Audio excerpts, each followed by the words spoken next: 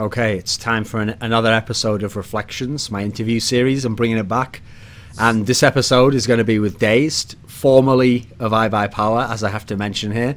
At the moment, he's not an active professional player due to being banned. So we'll get into that at some point later on. But I want to start the interview, obviously, early on. So I'm going to go slightly pre-CSGO. But the main focus of the interview, obviously, will be your CSGO career. I want to just ask you, because you're one of the people who was around in the NA source scene.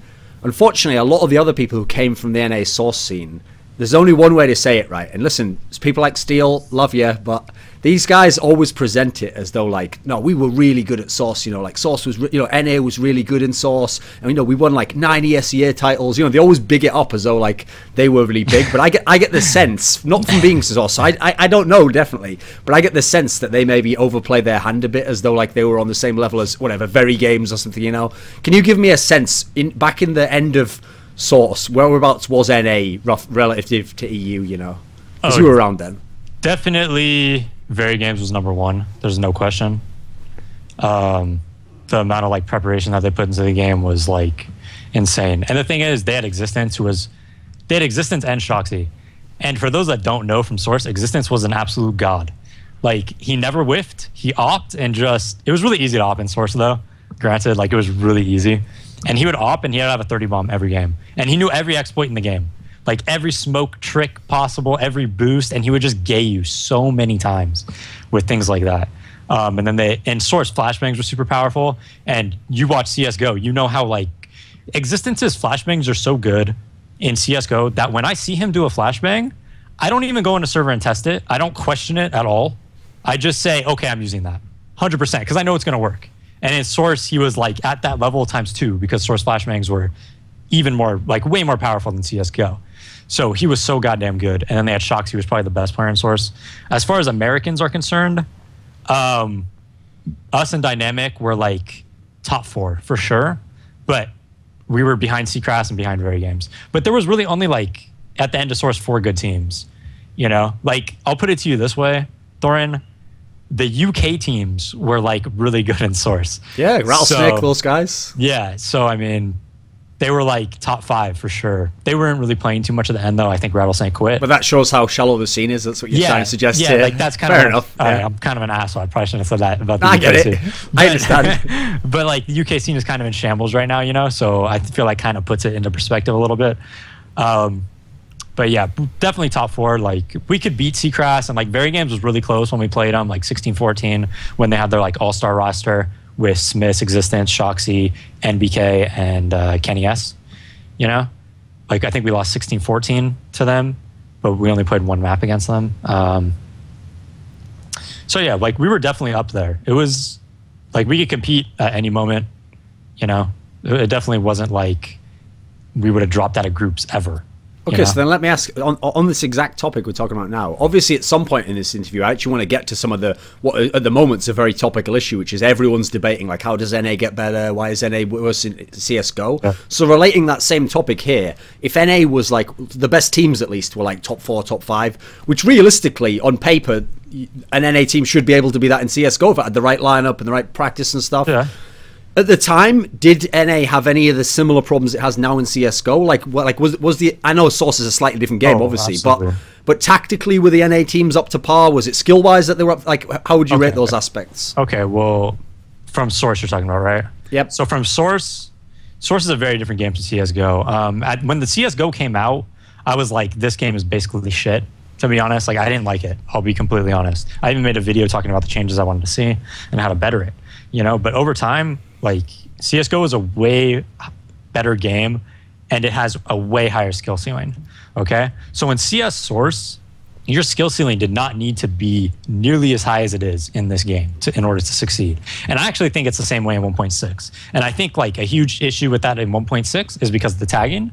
And a huge thing in Source is because if you understood how the game mechanics worked with the peeker's advantage, how opping was so easy and how to jump peek and things like that, and just basically abuse the game mechanics, it made the skill ceiling way less, right? Because all of a sudden you're not aiming left to right and doing things in gun battles and stuff like that. You're abusing mechanics, which, yeah, it takes skill, but as long as you have the knowledge of how to abuse those mechanics, it lowers the skill ceilings for for the entire game.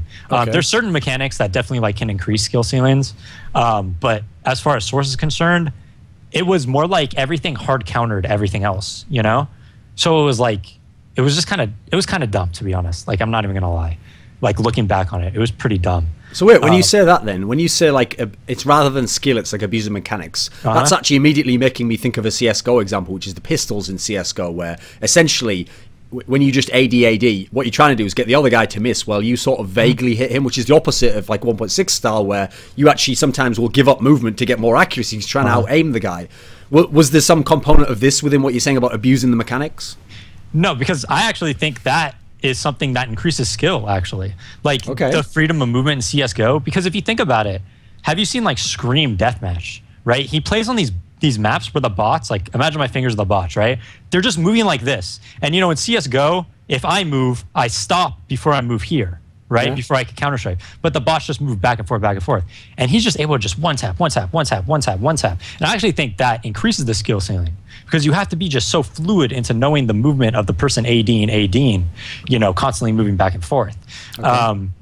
It's definitely really frustrating to play against. Like, I play pistol maps against my friends sometimes, and I'm just like, oh my God, man, you don't even stop moving. It's like so stupid, right? But in the back of my head, I know that I can kill him if I set my crosshair right, and I use my movement to aim, you know, to counter-strafe his strafing. So I think it actually raised the skill set. So how was it different in Source then? See, in Source, you had jump peeking, for instance, which was just completely abusing the peeker's advantage, basically. And it actually did take skill because you had to be able to jump peek perfectly. Like the way I put it in terms of like a really great player compared to like a good player is that a really great player has control of like every pixel on his screen, seemingly. You know, like you watch Forrest, he's so smooth, like Shoxy, they're so smooth. They have like control of every single pixel, right? And a good player might only have control of every other pixel, you know, every third pixel. Obviously, like, I don't know if it's every pixel, but you kind of get the idea. But in jump peeking, you would be able to jump peek and completely abuse the peeker's advantage. Like early on in Source, or in Go, there was a ton of peeker's advantage, right? I don't know if you remember this, but they changed the command for it.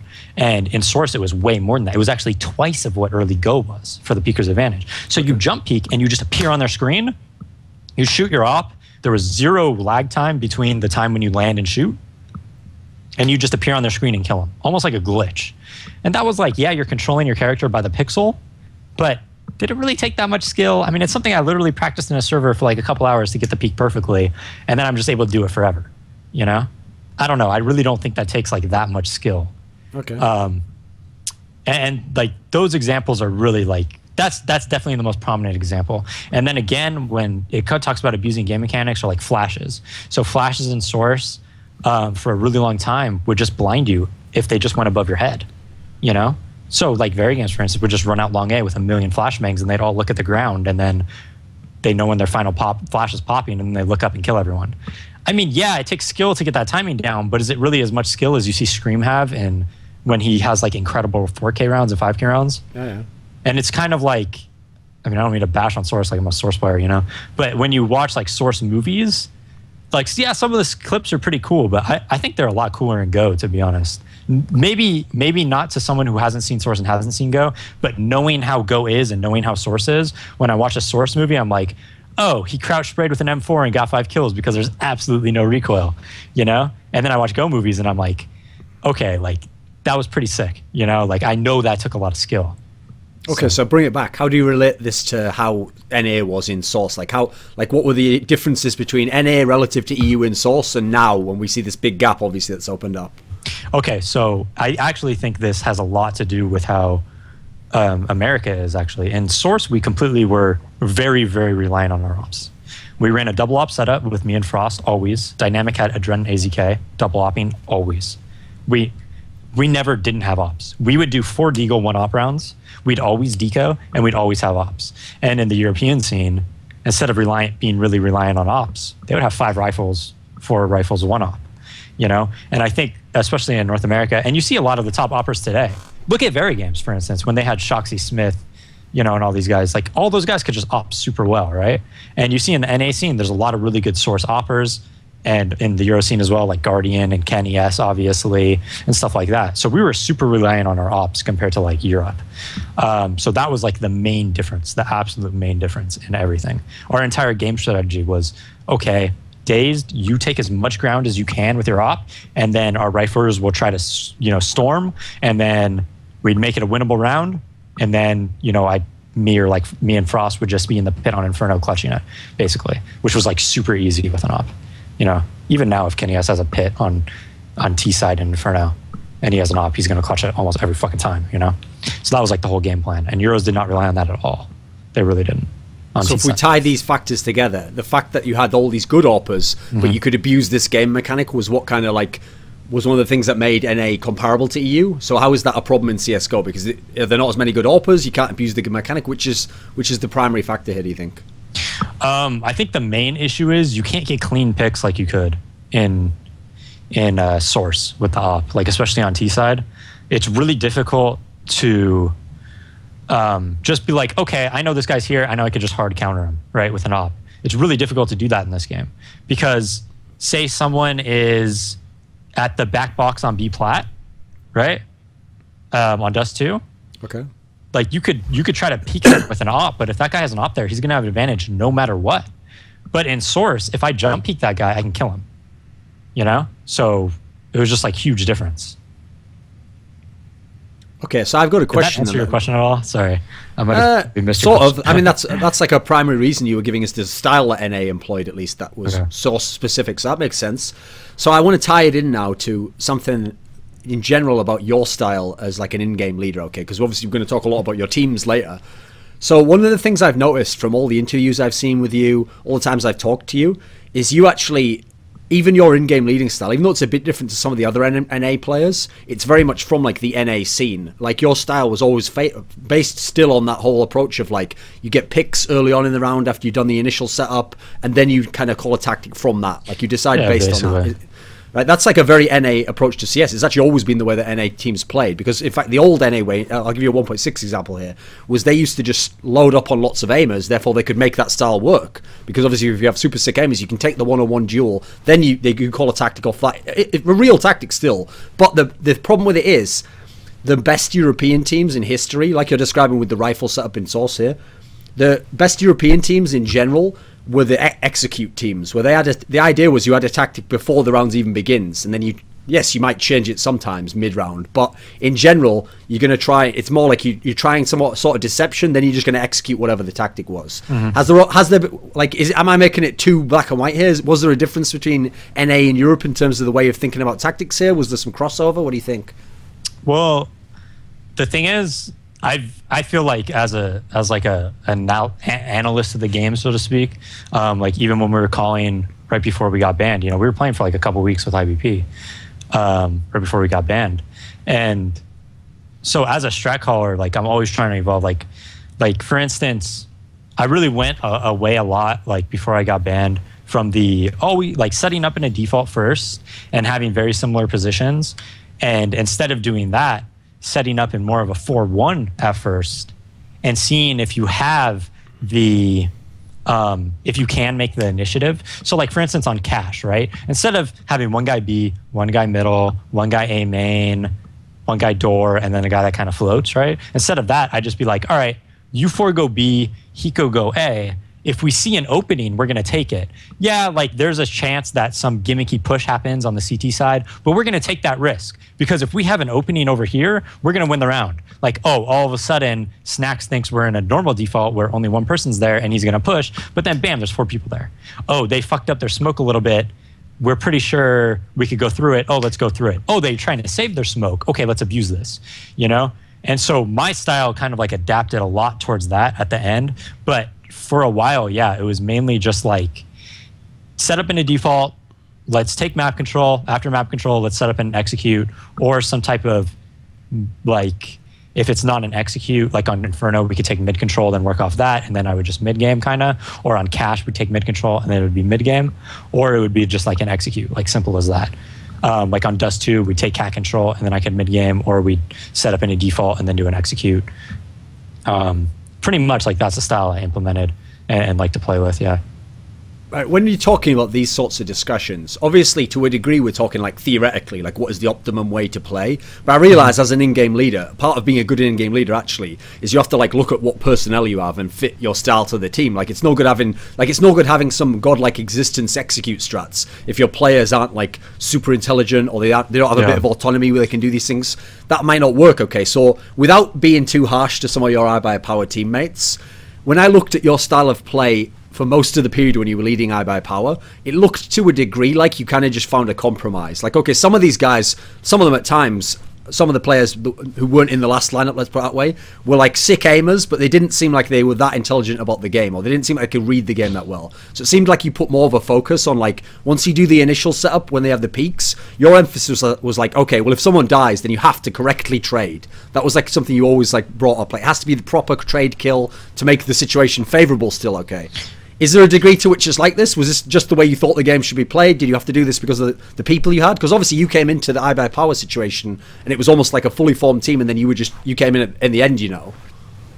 Right. Well, at first with iBUYPOWER, it was really weird when I joined because I'm literally coming into my like a team that I've never really played before, and I'm like supposed to lead them. So we just kept like most of the stuff they were doing, and to be fair, it was like destroying everyone online, you know. And it's really hard to go into a situation where, and in the back of my mind, like I was actually like thinking like, all right, there's no way this is going to work against Dignitas. There's no way this is going to work against Very Games, you know? We're like really scrimmy right now. But I was thinking, you know, how could you go into a situation where you're just raping everyone in scrims and then be like, and being a new guy to the team and being like, yeah, we can't do this. We got to scratch all this, you know? Like it's kind of ridiculous, right?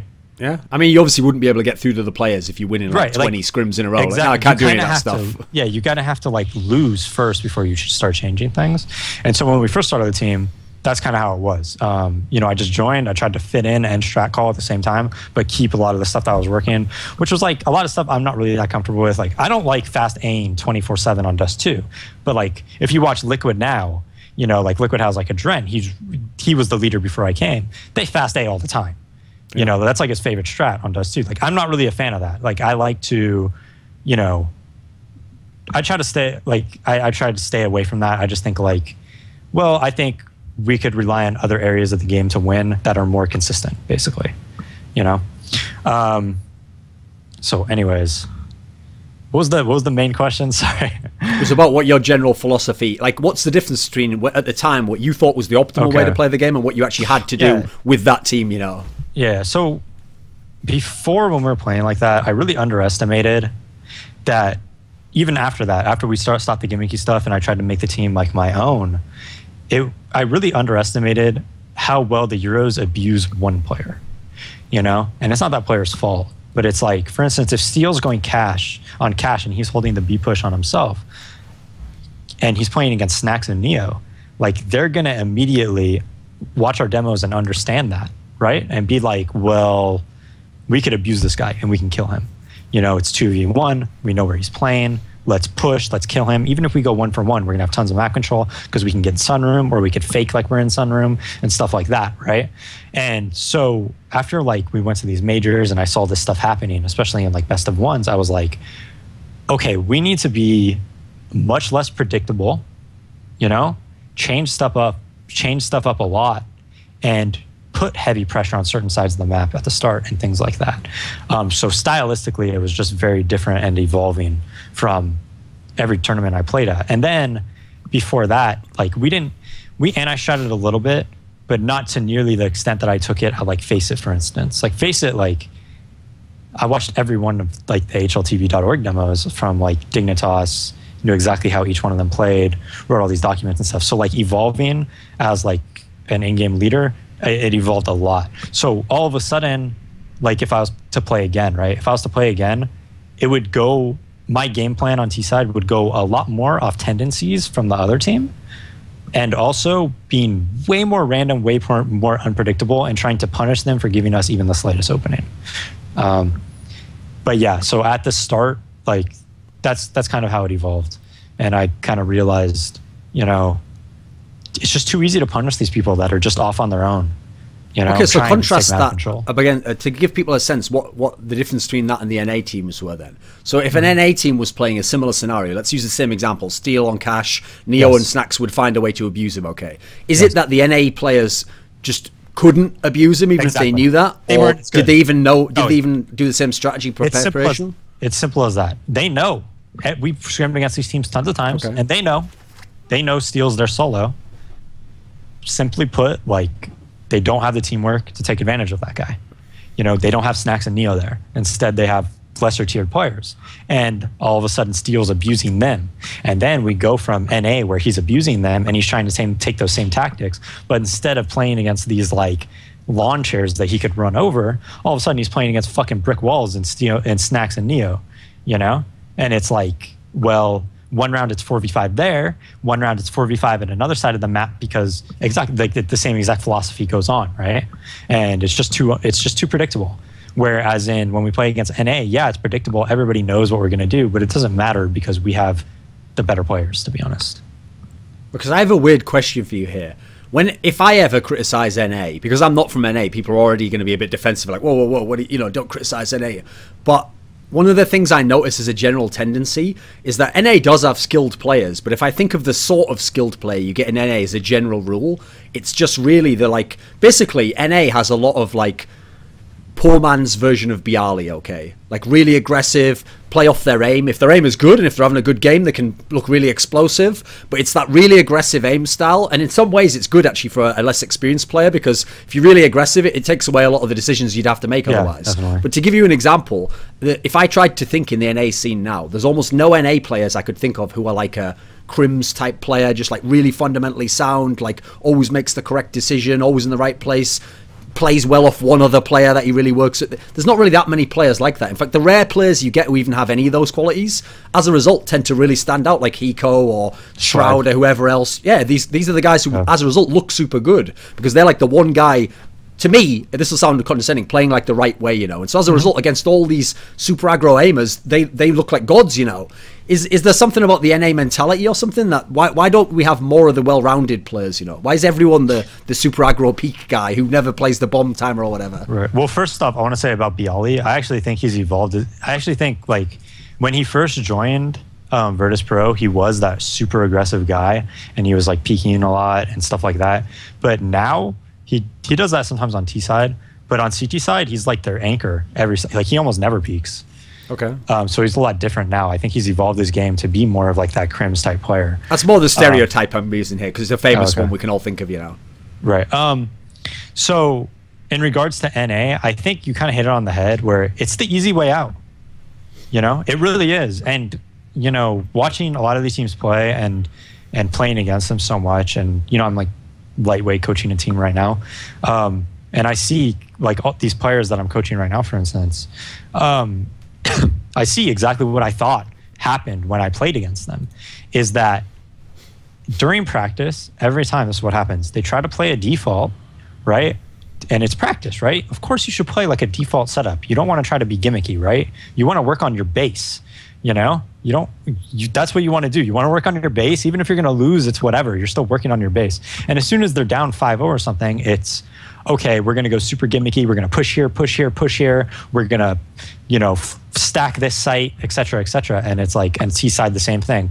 Oh, we're just going to run through this smoke and hope and pray to God that it happens, instead of working on the base, you know? And I think that's the exact same thing as the aimers. It's really easy to just say, oh, I'm just going to run at this guy and try to kill him.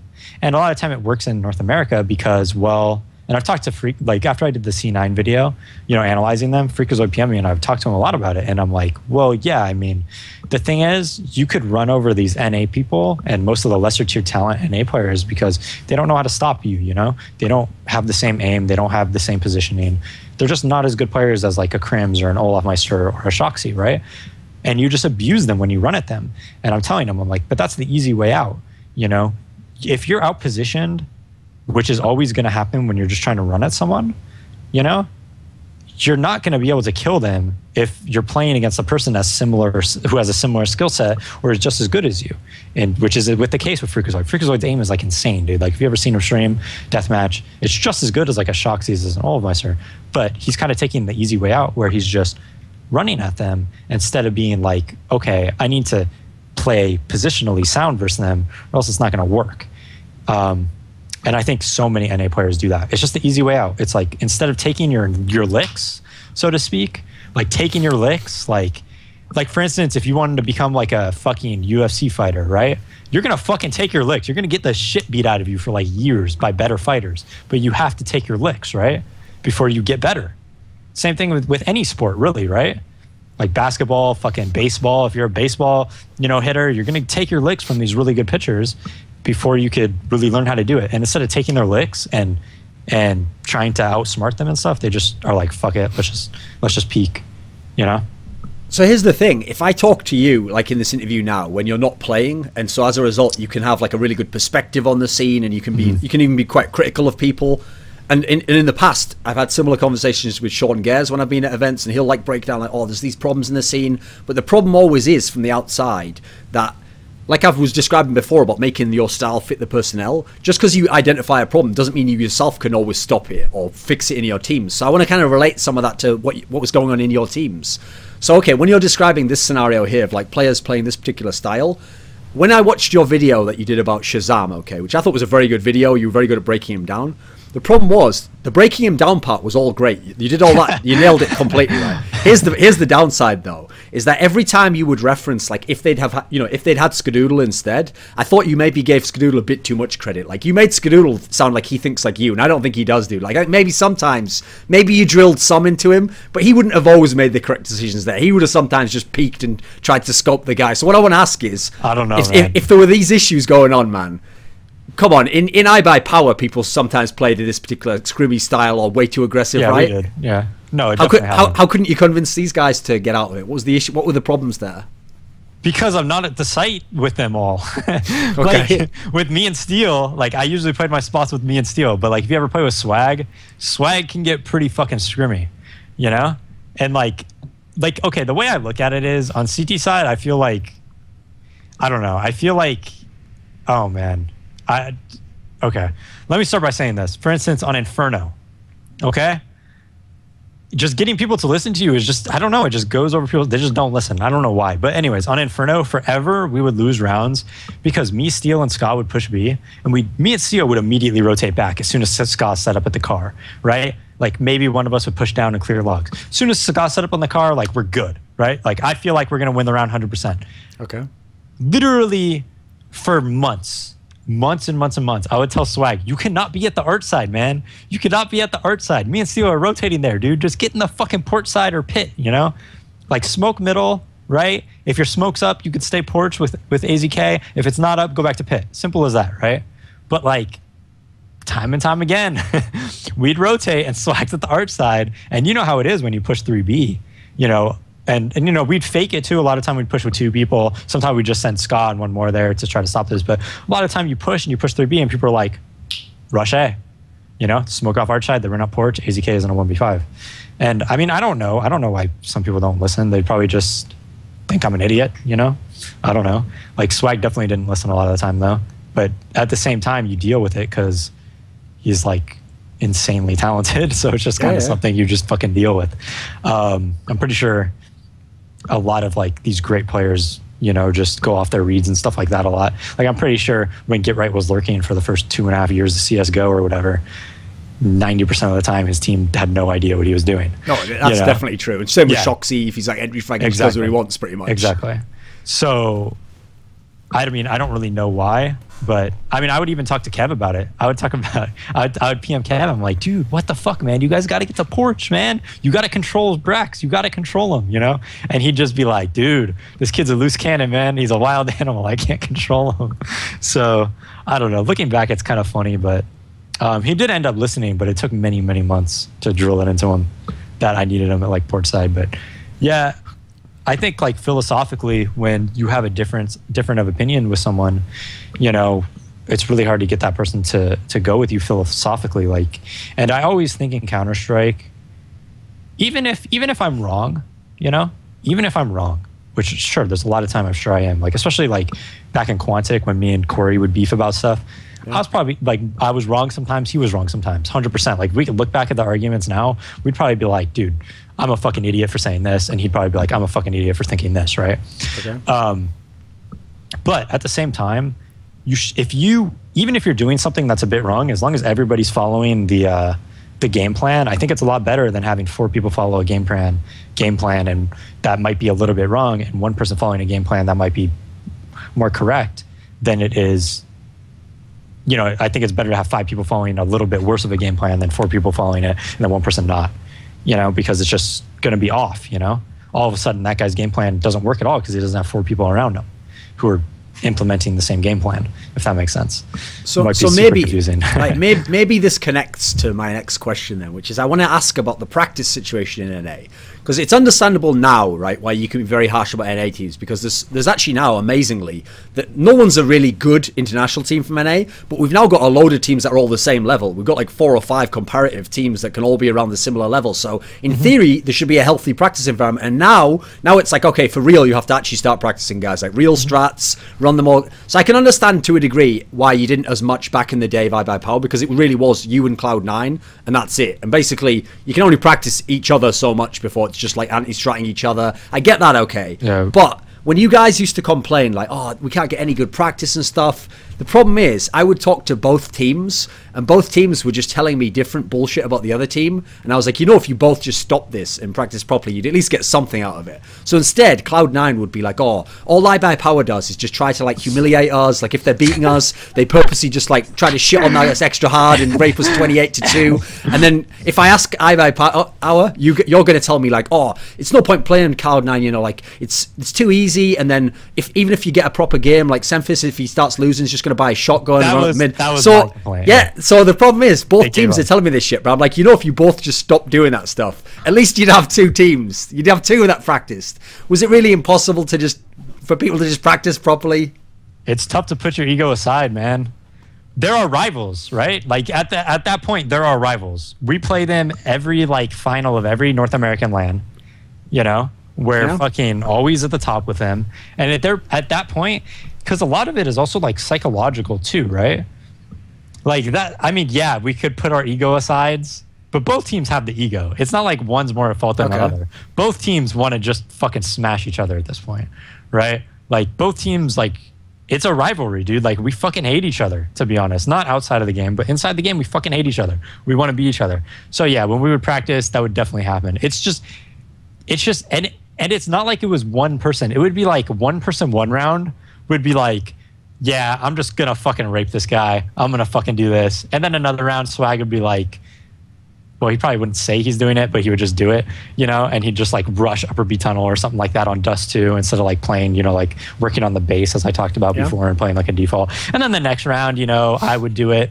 And then maybe the next round I'd be like, you know what, let's just triple peek mid with ops or something and then fucking kill him or something. And then they wouldn't be peeking it and we just run up mid with ops and stuff like that, which really isn't conducive towards like good practicing. And then this is the thing. I talked to Sean about this too. And I told him, I'm like, yeah, man, when we practice against each other, it's like, this is what happens, okay? We'll be like 5 rounds in. It's like 3-2 or something.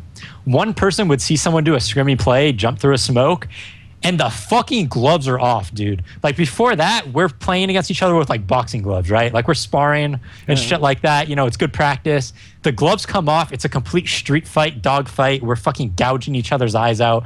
It's a bloodbath. It's fucking retarded. As soon as one person does one thing that they think is scrimmy, even if it's not even really scrimmy to the person that's doing it, you know? Like for instance, if we pushed out Banana on Inferno and someone like early flanks while they're hitting A, gloves are off, dude. It's just a fucking shit show after that. Seriously, that's kind of how it was. Back, it's fucking hilarious. But yeah, at the time, we definitely should have taken it more seriously and have had more of a gentleman's agreement, so to speak. But it is what it is. So since you actually, essentially you're in a unique position because you actually played with a bunch of the players that became Cloud9 and Complexity, and then you went over to the other team. Yeah. So in this scenario, maybe you can describe to me like your theory on the trajectory of both teams. Because what's weird is it sounds like you're trying to force a narrative when I describe it like this, but it really was. These patterns repeated again and again. So Cloud9 would lose to you guys domestically, like at ESEA LAN, you were always better than them. And in theory, on paper, it looked like you had the better lineup. But well, they never beat internationally, us okay, But that's the thing. Internationally, they were the ones who always did well. They always had the good result, or they came close to having the really big result. And until the end, okay, we'll leave the last bit, the FACEIT era. Do you have any ideas, like, why were they not as good domestically, but then internationally they were the ones who always got their shit together? Do you have a theory as to why? Well, I think they had a better approach to the game on T side, to be honest, against these teams. Like, Sean would watch a ton of demos and really anti-strat a lot, and they'd also have a very gimmicky play style compared to ours, and in best of ones that could help like an absolute shit ton. Like, they'd win the scout round with 4 deagles and shit like that. You know, like, how many times have we fucking seen them win that shit? My team was like never would, and it was kind of like, okay, like, I don't think they were a better team than us. I think, like, if we played, I know you don't. If we played, like, I really think if we best of 3'd with any lineups, you know, and we played best of 3s versus, like, maybe their complexity lineup might have been when swag was on them, but post swag, at least, if we best of 3'd like every single top team, I think we would have way more map wins than them, you know, over the course of that, right? Okay. But when you play best of 1s, that gimmicky play style could just like rate teams. Like, and I really think so. And like, they had X factors. Like, Jordan's an X factor who would just randomly do some crazy shit, right? Like, not even towards the game plan at all, and went around. He's really good at that. You know, same thing with Sempus. Like, Sempus would do some shit where he'd just jump off cat randomly and run up, even though it's not part of the strat, because he'd see something. It would around. They'd fucking have Sean scout a bunch of deagles and like win around, you know? Hiko winning 1v4 clutches. And I feel like we just had the wrong approach, like, to the game, to be honest. And that's probably on me, you know? Like, I mean, I was the leader, but we were trying to play so straight up Counter-Strike, whereas like the right position was not to play straight up Counter-Strike, especially since at the majors we were always coming from the, you know, qualifier brackets, so we always had T-side first and shit like that, you know? Like, we always had T-side on like bad maps, you know, like nuke T-side and stuff like that, where it's like, we shouldn't have been playing a default against Dignitas. We should be fucking doing gimmicky ass shit, dropping down vents on nuke, fucking doing upper rushes all day, you know, shit like that. That's actually would have been a much better play style for the scenario, but, you know, we didn't. Okay, so obviously I started it with complexity in Cloud9 there, but I was obviously going to lead into the iBUYPOWER side. So I want to check here if you've actually already answered the question, which is obviously the iBUYPOWER story was, I mean, you won all these ESEAs, but then at the majors you never got out of the groups, 3 in a row. So it sounds like you've already to some degree alluded to the fact that the difference is in the majors it's best of 1, like ESEA for a start, it's best of 3 series the whole way through once you're at the LAN. Was it just this? Okay. Was there anything else to it? Okay, there's a lot more to it. So if have you ever been to an ESEA LAN? I've seen what it's like. No, I haven't been to one. Well, if you're at one, like you'll be able to see. So there's no crowd and stuff, though, right? Oh, it's absolute perfect environment to play CS. Absolutely perfect. Yep. That's what everyone tells me. Like the Europeans say, basically, it's like they say if you're an online player who got nervous at LANs, ESEA is like the dream LAN for you. Absolutely. And I think the main thing is you go to a major, it's super loud. You have 15 minutes to set up, you play. You have comp problems, doesn't fucking matter. Right? You set up your config wrong, you accidentally have mouse so long, it doesn't fucking matter. At ESEA League, you just get your own computer. You could scrim against teams for 8 hours a day before your match.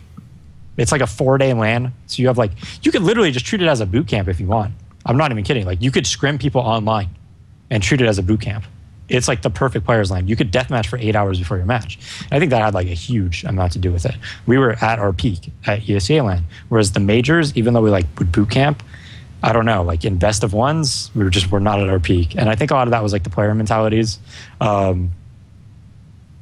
we just had on the team. I mean, Ska's my boy. You guys know how much I love Ska. All the people watching, you know how much I fucking love Ska. Like, he's one of my favorite teammates I've ever played with, and I think he's so far above everybody else in the way he plays the game that it's like insane. I'm like obviously like a huge fan of his, right? But I do think at the majors and best of 1s, like I see how he's just even the body posture, you know? Like I always thought I performed pretty well at the majors, you know, like even statistically.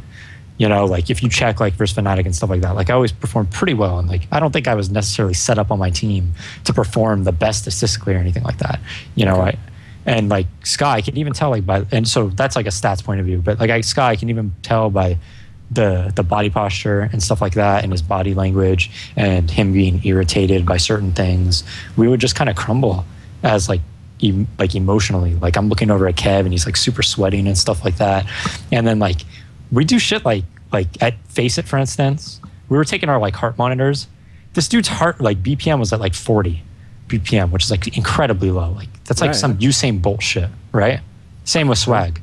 I don't think Swag ever got shook at majors, but if you, like if I looked at Kev, like and I'm looking at him, dude's like sweating. Like I bet if I took his BPM, it was like 100, you know?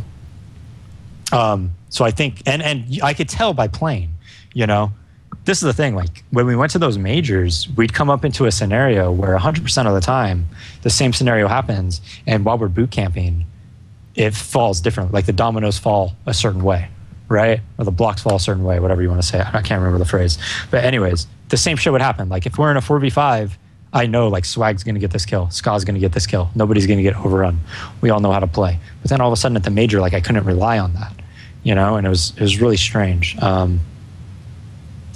Yeah, so yeah, I don't know. There was just a difference. I do definitely think if we had more time, like I said earlier, if it was best of threes and we were playing against best of threes against all these teams, and it was like the international for Dota, if it was a more of that style tournament, I really think we would have done well. Like I don't think we would have won.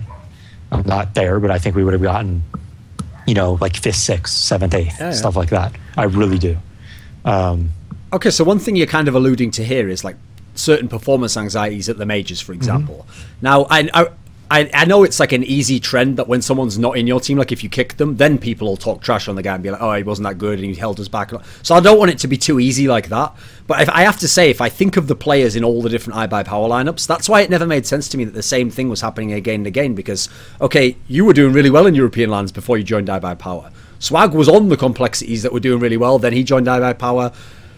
Who else? Let me think.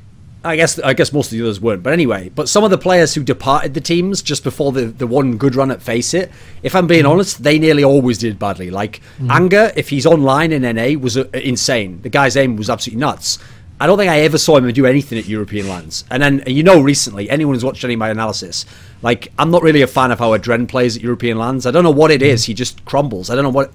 It must be a psychological thing because he doesn't do that at the NA lands, you know. Were there players on your team you think had issues here?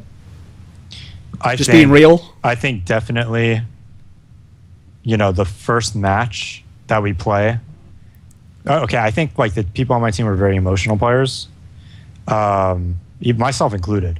The only difference is I could be super angry and emotional and I'll still play the exact same Counter-Strike. And that's something I've never really been able, like I said, my people management skills are not the best. I always expect people to be kind of the same as me. Like I could be fucking yelling at the top of my lungs, angry as fuck, like super frustrated. You know what I mean?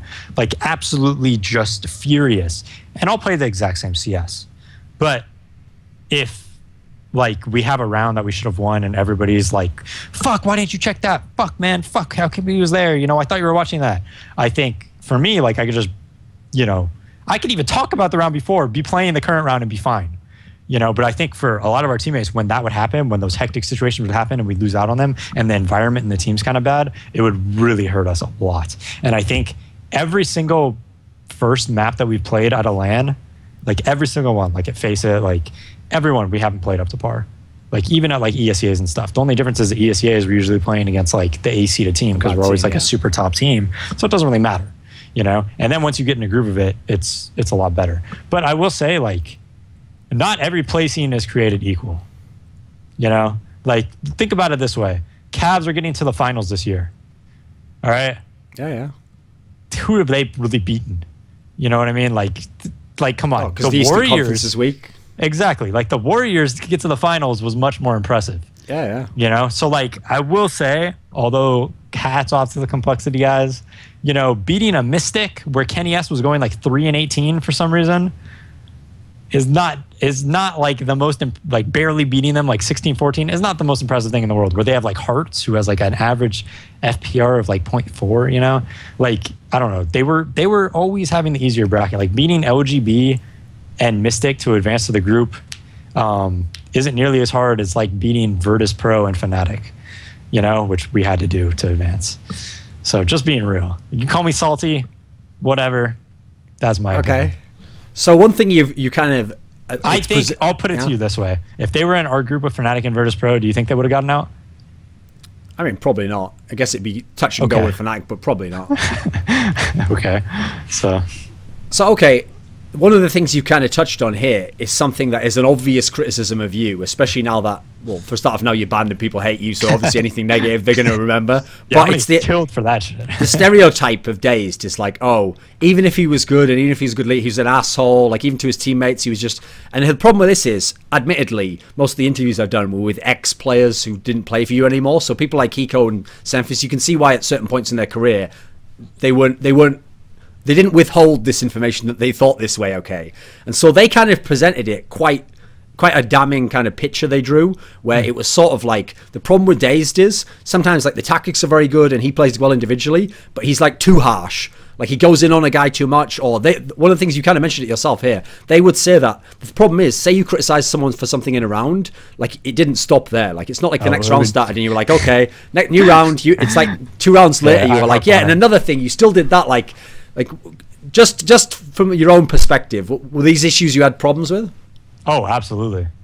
I mean, I told you straight up, like earlier, definitely, 100%. So like, Hiko and Skadoodle are completely right in a lot of what they say. Of course, sometimes they like embellish. Let's be real. Like, I embellish too. Everybody does. It's just like your natural way of explaining the past. You know, like when you start thinking a certain way about something, right? Then you're gonna take every situation and kind of mold it to that, in my opinion. But I don't think it was as bad as it was probably made out to be, but it was definitely an issue, like 100%, definitely. Because the thing is, that ties into what I think what you were saying about the performance issue, which is that the problem is, if you got to this major, okay, and suddenly a player on your team who you rely on him to play this way, and he's always doing fine, and suddenly he's not. Like, it's actually an issue in in-game leaders that I think is really underrated, which is, you can get in. It's so hard to be an in-game leader. You can have a guy who's like a genius at tactics. You can have a guy who's really good at reading the enemy. You can have a guy who's good at tactics and good at fragging. But like, it's like another whole skill set to be like the perfect, you know, like the leader, the locker room coach. To know what your actual teammates need. There's not that many people who can do that. It sounds like this is an area maybe that was hard for you. Oh my God, you have no idea. I kill myself about it. Like, for instance, now what, you know, and the thing about like that, I think that everybody should be able to respect about my teams is that we constantly improved. That's the one thing. And I'll give you an example. Is kind of what you're talking about now, is like, and this even started in like okay, at Katowice we were playing Fnatic, right? And we were set up so perfectly to just annihilate them on Inferno, right? We knew exactly what they were going to do. We knew they were going to do the smoke mid and then pop flash through it. But instead of just trusting my gut and being like, okay, I know what Fnatic's going to do, I'm going to absolutely hard counter them. I'm not even going to go banana this round. Because I've always been the banana player that rotates off B, like the second banana player, like around Swan. So I could have just left Todd there completely solo. Because before that, the round before that, we double molly pushed and we double naded logs and we killed Flusha, right? So they're going to be on a low buy. This was 4th round gun round, right? And I knew they were going to do the Fnatic mid pop. I knew it. And instead of trusting my gut and, to be honest, just being like, oh yeah, we practice this. If they do it, my teammates are going to rape them. I should have said, fuck that shit, dude. I'm running over to middle. You know what, Todd? Smoke bottom beat and then run back middle as well. We're going to absolutely hard counter their strat. You know, and that's something that I've had like a learning experience with over time, you know, and kind of something I alluded to earlier, where if I played again, I would rely a lot more on tendencies that I know the other team plays because of how much I watch their demos and what I see them do, you know, and things like that, rather than trying to play like every base is covered. You know, I'll play more to the shift and be like, yeah, fuck it, I'm just going to hard counter them. You know, I kill myself about that, man. Because I'm telling you, if I did that, we probably would have won that game. Because we lost 16-13. You know, if I just made that one simple play where I would have just left B and said, fuck it, I'm hard countering them, we probably would have won. Happened again versus Fnatic actually too. With, what was it? On Dust 2. You know, they started winning rounds at Long A. This is the FACEIT finals, yeah. No, this was at Still Gfinity. This was at Gfinity when we tied them on Dust 2. Okay. So we tied them at Dust 2, and I was not to toot my own horn, but I was like raping them, like I was destroying them. But they started taking Long A. And instead of just like really overplaying Long A, I was like still doing my normal thing, you know? And if I play again, I will never make that fucking mistake again. I actually made that mistake 2 other times, but we won't talk about that at 2 other different lines. It's kind of weird because my memory is so fucking shit with everything in my life, but in Counter-Strike, I remember everything. Well, the significant moments, right? We remember the key things. So here's a question I have that's still on like a tactical aspect. Okay. So at the beginning of this conversation, when you told me about like when Very Games were at their peak and existence, like obviously he became very famous besides his skills for being like a mastermind type in-game leader. Okay. Yeah. And in CSGO, he's kind of carried that over. I want to get your take on this because actually when I talk to a lot of modern day people now in CSGO, even a lot of the NA people like Steel, etc., they actually think that existence is sort of like a relic of the past. Like they think like, oh, he's like sticking with that old style that doesn't work. Like you can't do the execute style anymore. It doesn't work. Right. But I watch his teams dude now, and I look at that Titan lineup, and I'm like, who the fuck's in this team? Like, no one and he's getting all these T rounds. Like I think he's unreal. So I want to get your take on it. No, I completely agree. Does it still work? I've heard you talk about existence. I think existence is a fucking genius, dude. Like really, I think he's like the best, probably, because the thing is, like, okay, Pronax is like an insane in-game leader. We know this. Yeah. Pronax has JW Flesha, Olaf Meister, and Crims, who are arguably like 4 of the top 10 players in the world. Right? Sure. Yeah. Titan has existence, who regularly goes like 0-13. Yeah. Okay. True. Let's be real. Kenny S, who might be the best player in the world. Apex, who is like pretty damn good, but is he really as good as like, I don't know, like I think Apex is really damn good, but I don't think he's at the level of like a Shoxy or anything, you know? Maniac, who is like, I know he knows how to play like in a team environment and to win, but skill wise, is he really like that crazy? Like, let's be real. No. And then RPK, who is like a god in Source, but in this game, like the thing about RPK is he's a good player, but he's not one of those players that's going to enforce his will or anything like that, you know, on another player. Like he's not. To me, he's like the definition of the average pro. He's just average, you know. He might get you like a kill in a round. That's it. He's just okay. Yeah, I think he's pretty good. I think he's I think he's better on CT side than he is on T. But the point is, in terms of just skill in the lineup and tools to use, and the players that he have is nothing compared to like a Pronax. Yet the results he gets are elevated so much from the roster he has. And I think that's like huge, you know. Like I think if you can carry your team, even though you're not winning like consistent titles, and you could bring a team and elevate them to a certain level, I think that's huge. So I'm like a huge existence fanboy though. So. Okay, we've established that, so we won't harp on about the fact that we both think he's the shit. Okay, but as a result, I don't want this to seem like a softball. But another area where a lot of people disagree with me, a lot of like commentators and other players, is they all look at, like, for example, Happy from Envious, and they're like, oh, what a great in-game leader, like his decisions are so smart. Whereas, to be honest, kind of playing on what you said here, I actually still think, okay, you can play different styles, again, depending on what type of personnel you have. Like, Happy has a lot of really skilled aimers and regressive players. But to me, his style looks like barely any kind of tactical component to it. It's like it's almost like a pug style, you know? Absolutely. Like, I've seen him play win cash, and just go A, like, 13 rounds out of 15 and win the T side. Like, that wouldn't work if you had the Titan lineup or you had a lesser lineup, you know? Yes. I mean, but the problem is I can appreciate it in a sense because he's abusing the game. Like, he's found things that work and he's just hammering them as long as they work, you know? What do you think the balance is between how you can do this or what the ideal style is? What do you think? Okay, so I've talked to Happy a lot on Steam, so I have like pretty decent insight about this. And about, like, you know, I've talked to him about his team when he was strat calling, like, because before he was strat calling, they went through MBK started strat calling. He was their first strat caller. Then it was Shoxy, right? I believe it was Shoxy, and then it was Happy. And I was talking to him, and I know exactly what happened. Basically, like, they knew Happy was a good player, but they probably didn't have full respect for him as an in-game leader because, let's be real, their teams always killed Happy's teams, right? Sure. You know, like, generally they were the better team. So they kind of went through that trial and error, right? They're like, oh, okay, let's start MBK. Well, we're not really getting the results we want. Okay, let's go to Shoxy. Well, we're not really getting the results we want. So then they went to Happy. They're like, all right, let's give it a shot. And then the way Happy in-game leads is a lot different. First off, Happy's the lurker, you know? So he in-game leads very differently. He'll play the game, and he'll basically afterwards discuss what he wants them to do when they see X scenarios. So even though he's the in-game leader and he's making a lot of calls and probably setting up the certain rounds, they all know, like, what Happy wants when they see X happen. So they have all the reads, you know, because Happy tells them what they want to do, and he watches the demos, and he points it out to him afterwards. And he's like, okay, well, when this happens, I want you to do this. And then even though he's not there to be like, yeah, I see this and do this, Shoxy will say it or something like that. So he's in-game leading from an overall standpoint. And it's kind of very similar to Semphis. This is what Semphis does too a lot. He won't in-game lead in the sense where he's the one calling all the strats, but he'll try to structure the team into the way he wants to play. And then the players themselves can make the mid-game decisions based off what he wants them to do and has pointed out numerous times before. Sure. So it's like it's a really different way of in-game leading for sure, but it's obviously very effective. And the thing about it is it's very fluid, right? Sure, yeah. It's like, I mean, you can make super like fast reactions you can't have otherwise, obviously. It's a very free-flowing type offense, so to speak. You know.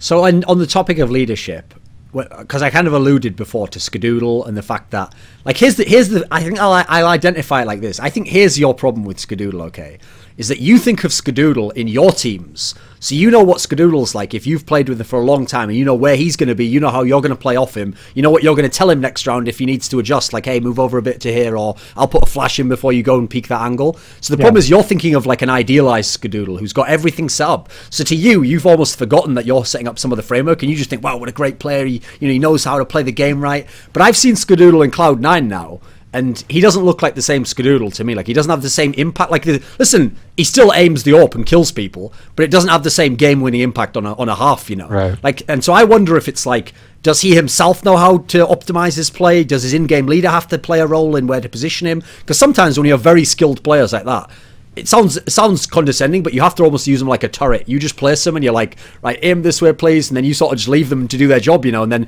you just adjust them a little bit, and then you let them go at that point. What was the process like with you and Skadoodle? Okay, so the thing about Ska is you give him a job and he's going to do it, but the thing I fucking love about Ska is that he doesn't overcommit, you know? And I'm like super big on this, and this is something, going back to Quantic, I used to argue with players a lot about, because when you get a kill, even if you have 20 health, I want you to stay alive. I don't want you to go for a repeak. You know, we can really utilize you at 20 health properly. You know, like, you could hide in a corner and just gay the shit out of someone with someone baiting for you, right? And Ska will always do that. He gets a kill, he feels too much pressure, he will always fall back. That's what I love about Ska. Okay, that's first off. Second off, the dynamic between me and Ska. Well, this was kind of like a little bit of like on Dust 2, for instance, I would pretty much tell him where to go every round, you know? And kind of always try to set him up, you know? I always felt like, look, I felt like he was our best player. So I mean, that's his map especially. Yeah, but like, I always felt like he was our best player. So if I have a read that the T's are going to do something, I'm going to put my brick wall up, which is Ska, and I'm going to put him there. And he's going to be the first line of defense, like, every single time. Like, on it, or I'll put him on a complete island and just completely stack another place, like on Inferno. Get him to the car. All 4 of us are at A. Well, you got to pick your choice, and you're going to fight 4 of us at A, or you're going to fight Skadoodle at the fucking car. You know? Just pick your poison. So I always tried to, literally, like, while I'm playing, I'm literally thinking, okay, how can I set up Ska to succeed? Almost always. But that was like a lot of the dynamic that I had with him. But because he's so fucking reliable, dude. He never fucks up. 99% of the time, he's going to just do his job, right? Okay, so follow the logic on this, okay? Here's why I ask that question in that particular way.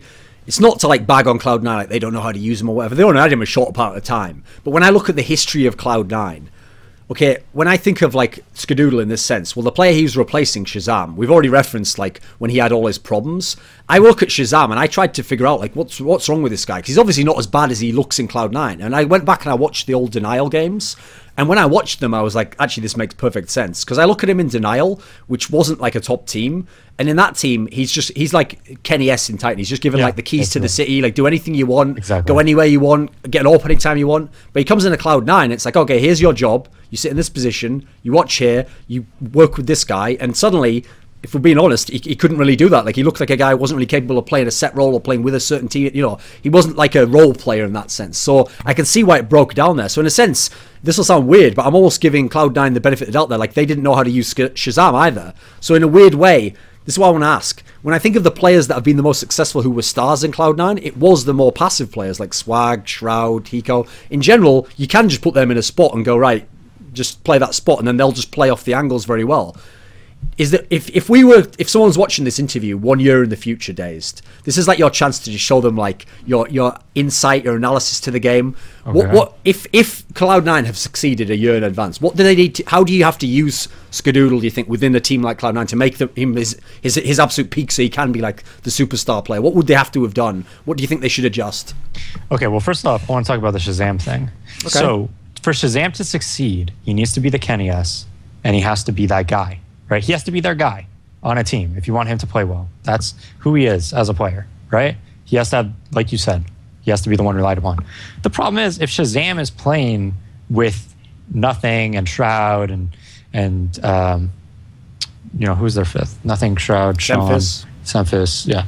So if he's playing with these players, all of a sudden, so you're going to rely on Shahzam to win you the game when you have Jordan, Nothing, Gilbert, and all these guys who have gone to all these lands and stuff like that, right? It's really hard for them to take that, you know, it's really hard to take that approach, right? It takes a huge leap of faith to do that, you know? I would have commended them if that was the case. But in Cloud9's defense, there was a lot of times, like in that demo review, where he tried to save the day and he simply just died, okay? Yeah. So, I don't know. I don't know about that. But anyways, it definitely takes a huge leap of faith to do that. In Dota 2, actually, the EG team, when Arteezy left, they picked up this 15-year-old kid from like Pakistan or something, or Iran. He was just like a god, and they were just like, yeah, here, have the keys, and it worked out for him. So maybe it would have worked out differently if they like were like super reliant. They went all in on him. Yeah, maybe. But I definitely think like he was. Could have also worked way worse. Like, yeah, after you mentioned that. Yeah, that's probably why they were a bit hesitant there, you know. So, anyways, as far as like utilizing Skadoodle, how you want to utilize him is, first off, you always want him to be the last guy alive on T side because he's like a clutch god, right? So you want to set up your game so that he's covering you, you're going in, you're getting the trades. If you get a 3v, or you know, he could take advantage of peeking first, but then he's gaining that map control, and then your riflers just storm in, do the best trades possible they can, and as long as he's alive, you have a chance to win the round, legitimately. You know, so that's rule number one. Fucking cater to Scott being alive on T side. On CT side, you want to control him, because if you don't control him and you don't tell him where to go, and maybe he's fixed this, he has a tendency to just go in the same spot every single round. And you never want your op to do that. You know, you never want your op to be arch side on Inferno 15 rounds in a row. You always want him to be fucking moving around, because, you know, that's just how you op properly. So, okay, on this topic, because it's just brought up a question I had in mind, actually. Another theme of that video about Shahzam was actually, bizarrely, one of the things that really worked against him. I thought you nailed this quite well. Wasn't just like stupid mistakes he made. Like, it's quite obvious when he keeps just running up middle on Inferno and getting naded when he gets in that underpass. Like, that's just stupidity, right? That doesn't even need to be analysed beyond that. It's just a stupid play. But a lot of the plays he made poorly when they were in like 2vx situations was because it's like he was a gambler. He thought like, oh, I fucked up so many times, so I have to be the hero now and win this round, so it's like I saved the team. And that actually seems to be a weird mentality I've noticed in NA players. Like, I see a lot of the young players do this. Like, if someone like DaZeD or Roker or something, if they're in like a 2vx situation that you could just like play out by the numbers and you'd probably win most times, they'll go for that like crazy aggressive peak when they have the bomb down. Because if they kill both guys, they're like, wow, yeah, that's it, like I won the round already.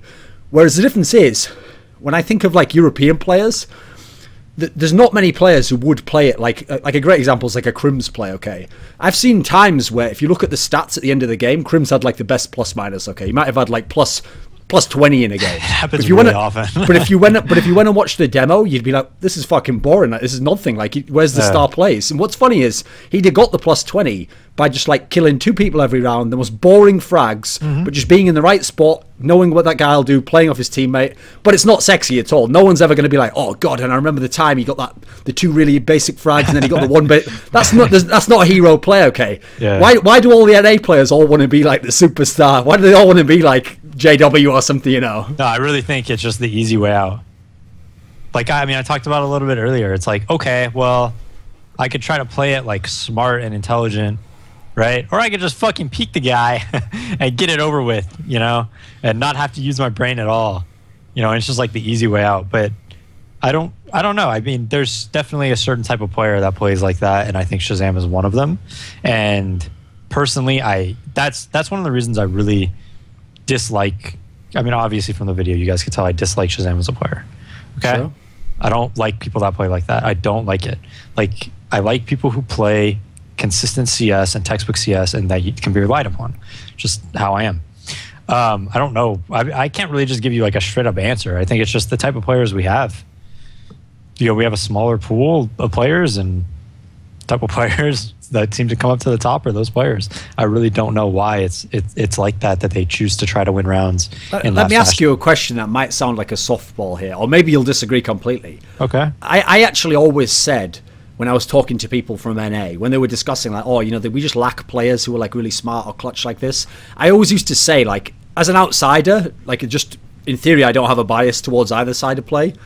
It seems like it's because to be respected in NA, you have to be really skilled. Like, if you're the shit player, but who plays really smart, but you're not as skilled as the other guy who plays dumb, you can't call him on that. Like, if you say, like, hey, you played that wrong, he'd be like, you know, like, I have the 15 kills, and you wouldn't, you. So as a result, it almost makes a culture where you just get teams full of, like I'm mentioning here, these really skilled, well, relatively skilled players, at least in their region. But as a result, I always put it like this. And this might be hyperbole, but I always said, if Flaren it was an NA player, you'd have never heard of him. He would have never been able to ever get into a top team, because people would look at his skills and be like, oh, he's just not good enough. Whereas actually, yeah, he actually did understand concepts like playing off the bomb, how to back someone up. Am I going too far with this? I mean, it could be, right? Like, it's just a mentality thing where they want to do it all themselves or something like that. Like, do your teammates, like if you're in a team, you don't have to mention specific teammates, but if you're in one of your lineups that has a lot of skilled aimers, would they respect someone who was like played smart but maybe he wasn't that skilled? Yes. Okay. Everyone respects DCK as a player, and he's that player. I mean, he has good aim, but it's not like, you know, fucking, I don't know, Scream level aim, you know? They'll definitely respect him. But I never play with those players. Like, I would just refuse to play with a player. Like, I know we keep talking about it, but like a player that has that philosophy around the game, I would just won't play with you. Or like, if you don't 100% change and listen to me when I talk about change, like, I just won't. Like, I don't want to deal with it. You know, that might be just like really shitty on my part, but that's just how I am. Like, I really hate. So DaZeD, like, I'll give you an example. Yeah. Okay. I was in a 10-man earlier. Okay. All right. This guy was in a 1v1. I won't name his name, but he's an invite player. He was in a 1v1 with AZK. Okay. Okay. He smokes the B doors on Dust 2 and plants the bomb. Now, he knew AZK was coming from CT spawn area. Instead of just playing big box, which is like, if you play big box right, you're going to clutch that every time, because they're going to go through the doors or window, and they're going to have 18 spots to check. And generally speaking, if you just peek up, they're not going to be looking at you, and you'll kill them. Like, almost every time, I'm telling you. Like, it's a very, very standard clutch, right? Sure. Well, instead of doing that, and he's like a new invite player, and he's playing with like a lot of good people, so I know 100% he's trying his hardest, you know? Instead, he hides in the B Dust 2 door smoke. AZK jumps into the site, doesn't see anybody, spams the smoke, kills him, and defuses the bomb. That's the type of player I'm not going to play with. I'll put it to you that way. You know, plays like that. Like, I'm going to play with the guy that plays on big box, because that's a LAN-winning play. You know? Like, almost every time. Like, that just goes behind the big box and plays like standard CS. So for me, it's like way different. I mean, me as a player, I was never the flashy player. I'm the player that goes, I get a kill, I run away, and I hide. And then I either bait for my teammate or have my teammate bait for me, and then win the round that way. You know, those are players I like to play with. I don't know if it is true. Like, I played NACS a lot, and people don't like to fall back to the pit on Inferno. I'll put it to you that way. They like to stay on the porch, you know, and it makes calling rounds really easy as a T-side caller, because all of a sudden you don't have to rely on smokes and flashes. It's really hard to go up porch and peek someone in pit and kill them. It's really easy to go up middle and peek someone on porch and kill them and just make the round, just dumb it down. Just a super dumbed down round. And I think that's like a huge issue with NACS, is that when you play against Existence, dude, man, you have to fucking like think about shit a lot, about their smoke timings, about where Kenny S is going to be, about how they're going to use their Molotovs, and beat them that way. you know, then they're going to force you to make troubles like that. They're not easy to play against. Whereas every NA team is almost like NIP, or like old NIP. Old NIP was really easy to play against. Just default style. Yeah, just super default. It's just they were better than everyone, so it always worked. But like, you always knew what they were going to do. Sure. You know, you always knew Freiburg was banana on Inferno. This guy was here, this guy was here, this guy was here. Every single time. They'd never change their setup. There's always one arch guy on Inferno. Always. They never stacked it. They never played 200 Borch. You know? When I ask you this question, I'll preface it by saying I don't want all the fans to hate you, if they don't already, Daze. So okay. It could be a risky question, so I'll try and phrase it in the most politically expedient way. Okay, so when you're describing before, like, that's the sort of player, you know, like an overly risky one, or one who just does unpredictable things all the time, you know, that's not the sort of player I necessarily want to play with. What can you actually tell me then about your thoughts on Nothing? Because I know a lot of people think I'm way too harsh on him, right? They think like I have something out for the guy. What they don't know is I actually get along with him quite well. I've been friends with him for many years. But my issue with him is, it's not that he can't be a top player. There's like 5 good NA teams now. He can have any of the other teams he wants. He can go to the 3rd, 4th, 5th best team, do whatever he wants on them. Great, have a great career. But if NA team is going to be like a world champion, okay, I can't see how he can be on that team. Because when I think of how he plays as a player, he's like the epitome of the player who... He can make up for it with good play, but he makes fundamentally bad decisions. And he doesn't necessarily play his role the correct way. And if I'm the in-game leader, I've played a lot of these players. That guy would just drive me up the wall. 'Cause it's like, I don't know what to expect from him. So even when he does something good, it's like, well, I didn't even know you were going to do that. Like, you did something random that round. So how can I call for that, you know? How can I anticipate how I'm going to play with it? Isn't this a problem? A lot. Oh, wait a sec. You've died. And not realizing Opera's there, gets hopped. Wait a second. Start that answer again. You just paused for a second for some reason. Okay. You ready? It's working now, yeah. Maybe the internet just lagged. He just has a lot of bonehead mistakes. And it's super difficult to play with someone, like you said, that isn't like super, super consistent, right? Like, you always know what a Crim's is going to do, you know, and you always know what to expect out of him. But if you're making like these bonehead mistakes where you're just getting opt because you don't, for some reason, like you're crossing palm tree and there's just an op just watching you and stuff like that, it's like a huge issue. Having said that, do you want my player perspective on him as a player? Yeah, what do you think? Well, because I mean, as an in-game leader, you must have seen some of these things yourself. Oh, I've played against Nothing a million times. And you know what? Fans are going to hate me for this because he has a ton of fans. He's never beaten me once. All right? I'm like 8-0 against him. And I play off him and how he plays a ton. Like, I know on T side, we could scrape together some rounds by going to his spot because I know he's going to overpeak Skadoodle and Ska's going to off him. You know, like shit like that, right? I mean, I could go more in depth with it, but yeah, he makes a lot of bonehead mistakes. I'll like, this is an interview, it's like a reflections. I'll be like completely honest.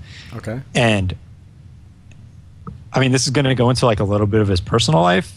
Okay. So I hope he really doesn't hate, like the fans don't hate me for this and they don't take this the wrong way. Okay. But I've talked about people about Jordan a lot. I'm not going to name names, but like former teammates, you know, things like that, like really like in-depth conversations, you know, because I always want to I want to know the guy I'm playing against. And I also want to know everybody in the scene and if I could potentially play with them, you know? So like, I'm very on top of things like that. And I'm like, you know, but I wanted to mention any names, but basically, every single person has told me the same thing. And they're just like, yeah, dude, if Jordan didn't start smoking so much weed, he would be the best player like of all time. And I'm dead serious. Yeah. I'm 100% dead serious. Unfortunately, I know some of this backstory as well. Okay, so you can like back me up a little bit. That's what everyone says. And I mean, like, it's just bonehead mistakes constantly. You know, like, and here's the thing, just for clarity, for people who are watching the interview now, we're not saying he does it now. Like, that's the thing, he actually cleaned all that stuff up. But here's the problem, though.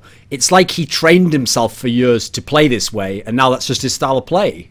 Right. So I don't know how he can fix it, but no, I agree with you. Essentially, I wouldn't have said the part about smoking weed because I don't know if you can say that publicly, but okay, it's out there, DaZeD. I would have just said, my like code word would have been... I don't know him really well, like, okay. I'm saying this is what everyone has told me. Maybe I should... But here's the thing, my code word way of saying it is, I'd have just said he's a scatterbrain. Like, he's that sort of player where... Well, you could just school me on, you know what I mean? Stuff. That's fine, that's fine. Okay, scatterbrain next time, not pothead. Okay. Same thing, though. You know, we know what we're talking about when we say that. All right, I was just a little more blunt about it. That's fine. No, okay, so what? No pun intended there. Huh? So bringing that up, that's the problem you see is like if he didn't have this impediment, then he can't unlock his potential. I mean, I don't really know. I haven't played with him before, but from playing against him, I know that constantly, if I have an op at X spot, that's why when we played C9, we would just op. We literally would have 3 ops against them because one of them would just fuck up and peek with a rifle and we just op them. Like if you watch our demos versus them, we'd have auto snipes, we'd have ops. Sometimes we'd have like 4 scopes because it was just like every single time, like they never learned. Jordan would just peek something and die instead of like waiting, get a pop flash peek. You know, smoke that spot off and then set up in like an execute with a bunch of flashes, which is basically how you counter ops and auto snipes, right? They just peek. Like, and Corey was like a culprit as that as well with nothing. Not because he was like a scatterbrain, but I don't know. Corey just has the biggest confidence of all time, I guess. And will always peek the hopper and try to 1AK him. I don't know, but mainly it was like him and Corey that would just constantly peek, and then it would be 4v5. And, you know, like I talked about before, like, I'm the guy. I will not lose many 4v5s. I will not let you play Porch in a 4v5. You're going to fucking fall back every fucking time, or else I'm going to be super pissed at you, you know? So and one of the really weird... good at that.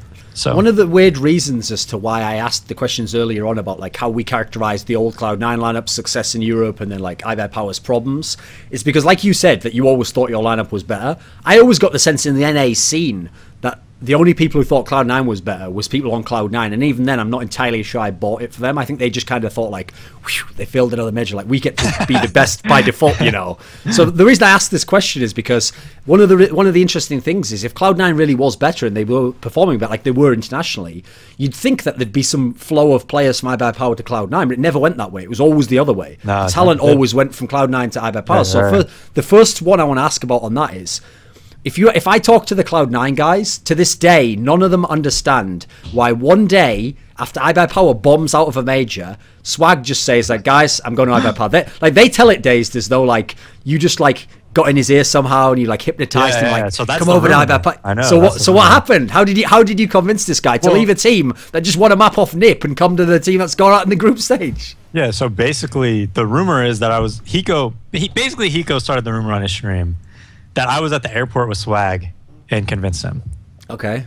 That's basically where the rumor comes from. Well, I was at the airport with Jordan and Impulsive the whole time. Because, you know, Jordan flies to San Diego airport, I fly to LAX. We had like almost the same flights all the way through. I had never even talked to Swag. Like the only time I talked to Swag was in 10-mans. I was as shocked as anybody. Like when Brax PM'd me on Steam and he's like, yo, I want to join.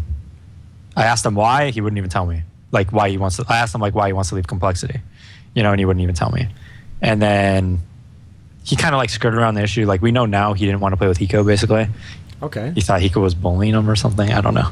It was something like that. Something Holy ridiculous. moly, okay. Yeah, something like absolutely ridiculous. But anyways, he told me like, yeah, I just really want to play with you guys, like you, AZK, Skadoodle, you know? But he didn't want to play with Todd, basically. Yeah, he didn't want to play with Todd. So we got rid of Todd, and then we got Steel and Brax. But anyways, yeah, I didn't convince him at all. He just literally just PM'd me. And I was like, are you serious? Are you trolling me right now or something? And he's like, no. And I was like, all right. I mean, there's really no question. Swag wants to join your team. You just fucking roll with it, you know? I did not, for the record, I did not manipulate him in any way, shape, or form. Fair enough. And I don't think Swag, as a person, if you ever meet Swag and you talk to him and you know him for an extended period of time, I don't think you can manipulate him. He literally will just like do what he wants. I really don't think you can manipulate him, and I don't think you can control him very well, like as a person. Like he's not that type of person. Here's the problem, DaZeD. Just my journalistic instincts. Like I have a sense for when it's the time to ask the right question, and if someone triggers something, that's when you go into the follow-up question. Okay. So that actually, unfortunately, the way you phrased that there means I have to now ask you about like the throwing situation. Because if you've just said that, like that's like a perfect line. If you're saying like you can't manipulate Swag, you can't like tell him to do something, because you know that the public think that Big Bad Day, they think that DaZeD and Steel are like evil guys, and they tricked like lovely AZK, that guy with the he never says anything. He's French or something. He just has a lovely smile. There's Swag's just a young kid, you know. Oh, he's lost in this big bad world. They think that you guys like brainwashed these guys, or what can you tell me about that? Well, I'll give you an example. Like, okay, how you can't manipulate Swag is like, at any moment, Swag will get something in his head, and he'll like do everything in his power to make that happen. You know, no matter how much you try to convince him of it. So, for instance, if he thinks a player's bad, and I'm kind of the same way, to be honest. Like, that's going to happen. If he wants to just have more fun playing with his friends. The thing about Swag is he's always had this thing where he's, like, never happy, you know? Oh, 1 month he wants to play with his friends, so he'll, like, basically kill the team internally. 1 month he wants to go play with these guys, so he'll do this. And 1 month he wants to play with these guys, and he'll be super unhappy. And if he's super unhappy, he's not going to play well. He's not going to follow the team strats, and then he's going to be, like, opping when he shouldn't be, and all this stuff. But anyways, so your question is, like, how did it happen? I mean, what like you can see the issue here. Part of the reason why DaZeD looks so bad and Steel looks so bad is because people in the community already think you guys are assholes and you guys are like the strong personalities. So if you look at AZK and Swag, they don't have a lot of the people. They don't do a lot of interviews. They don't have a lot of like abrasive persona. So people think, oh, they must have just been like forced into it by you guys to throw this match. Okay, well, I mean, Swag's even said on his stream, you know, nobody like forced me to do anything. Literally, it was like a decision that took us like 2 minutes to make, and we just had no idea about the repercussions. Like, we came back from Europe, the team was like really dead at that point. Like, we were like talked about it, and we weren't gonna like resign contracts, and like Steel told me he was gonna leave. He told everyone he was gonna leave the team. We were like, yeah, we're probably not gonna restart contracts, we'll just play out the year and then figure it out from there. And then, you know, all of us are friends with D-Warn, and he basically was like, yeah, dude, just do it. You know, he's like brought up the idea, and we were just like, all right, fuck it. Like, literally all of us were just like, all right, fuck it. What do we have to lose? We even talked about it. We were like, well, what are the consequences if we get caught? And they were like, well, we'd get banned from SIVO. And we were like, well, the SIVO prize spot's like $3,000. Do we even care? No. And we just did it. So it was like a 2-minute decision that we made. Okay, so when you say that part there, that the last part of that makes sense in terms of if you're only thinking to yourself, like if it seemed like people could, like, here's the thing, I always say this about this particular case, the real thing that fucked you guys was like D-Born's girlfriend literally leaking evidence that could be used and proved that you fixed, essentially. Because if that doesn't happen, it's still just like a he said, she said. Like, if someone says, oh, they threw, then you can just be like, well, no, we didn't, and then probably the league has to do something, like you're saying, maybe they kick you out of the league because they know you did, but they can't prove it. But it'd be hard for anyone to have any really... They couldn't just come down on you and be like, you're all bandits. That's very unlikely to happen, okay? Right. So with that said, I can understand that perspective. But can you understand... You're saying here it was like a really impulsive decision. Can you see why so many fans are like really outraged? Because they think of it the other way. Like, they're like, oh, these guys like don't care about the community and they stole money from everyone and they're kind of like shitting on their own fans. Can you see why people went so far the other way? Absolutely. But we didn't know at the time that it would be like that. You know, we were literally like, well, what happens if we get caught? Like, nothing. Like, we really didn't. It was just it was like you said, a very impulsive decision. But I mean, I could completely understand why there's so much hate about it. It really just ruins the integrity of the game. The thing is, like, when my thought process throughout it, and I'm sure my teammates were the same, it wasn't ruining the integrity of the game. It was exploiting a gambling site. You know? Okay. And that's honestly like what I'm sure like all our and like if you, so you were thinking more about about the site than the fans losing the skins. Yeah, if you know me at all, that's actually kind of like how I think about everything. Like, every video game I play, I think about how I can exploit this system. Everything I do, like, I'm always like, how can I exploit this? How can I? And like, it's actually like really fun to me to like analyze things and be like, okay, I could do this, I could do this, and I could do this, and I don't know. Like, I guess like when it was brought up, it appealed to my nature, so to speak. You know, that, oh, I could like exploit a gambling site or something like that. Maybe you could say like it appealed to my nature as a thief, but like I really didn't think about things like that. I really thought about things as like, it's a site, you know, and we're doing it like that. But yeah, that's probably like the biggest mistake I've ever made in my life, for real. I don't think there's ever been a mistake as bad as that I've made. Like right. 5-minute decision. If I ask you this question now, it's actually a worthless question to answer, because even if you say yes, no one, if someone doesn't want to believe you, they won't. But I have to ask just for the sake of it, okay? So when something like this happens, it's like if someone gets caught cheating, okay? Unfortunately, there's a lot of people will assume, oh, they always cheated and they just got caught now. So people are going to think, okay, what if they threw other games, or maybe they were going to do more afterwards or whatever. Is this the only time anyone ever threw a game on iBUYPOWER? Oh, absolutely. 100%.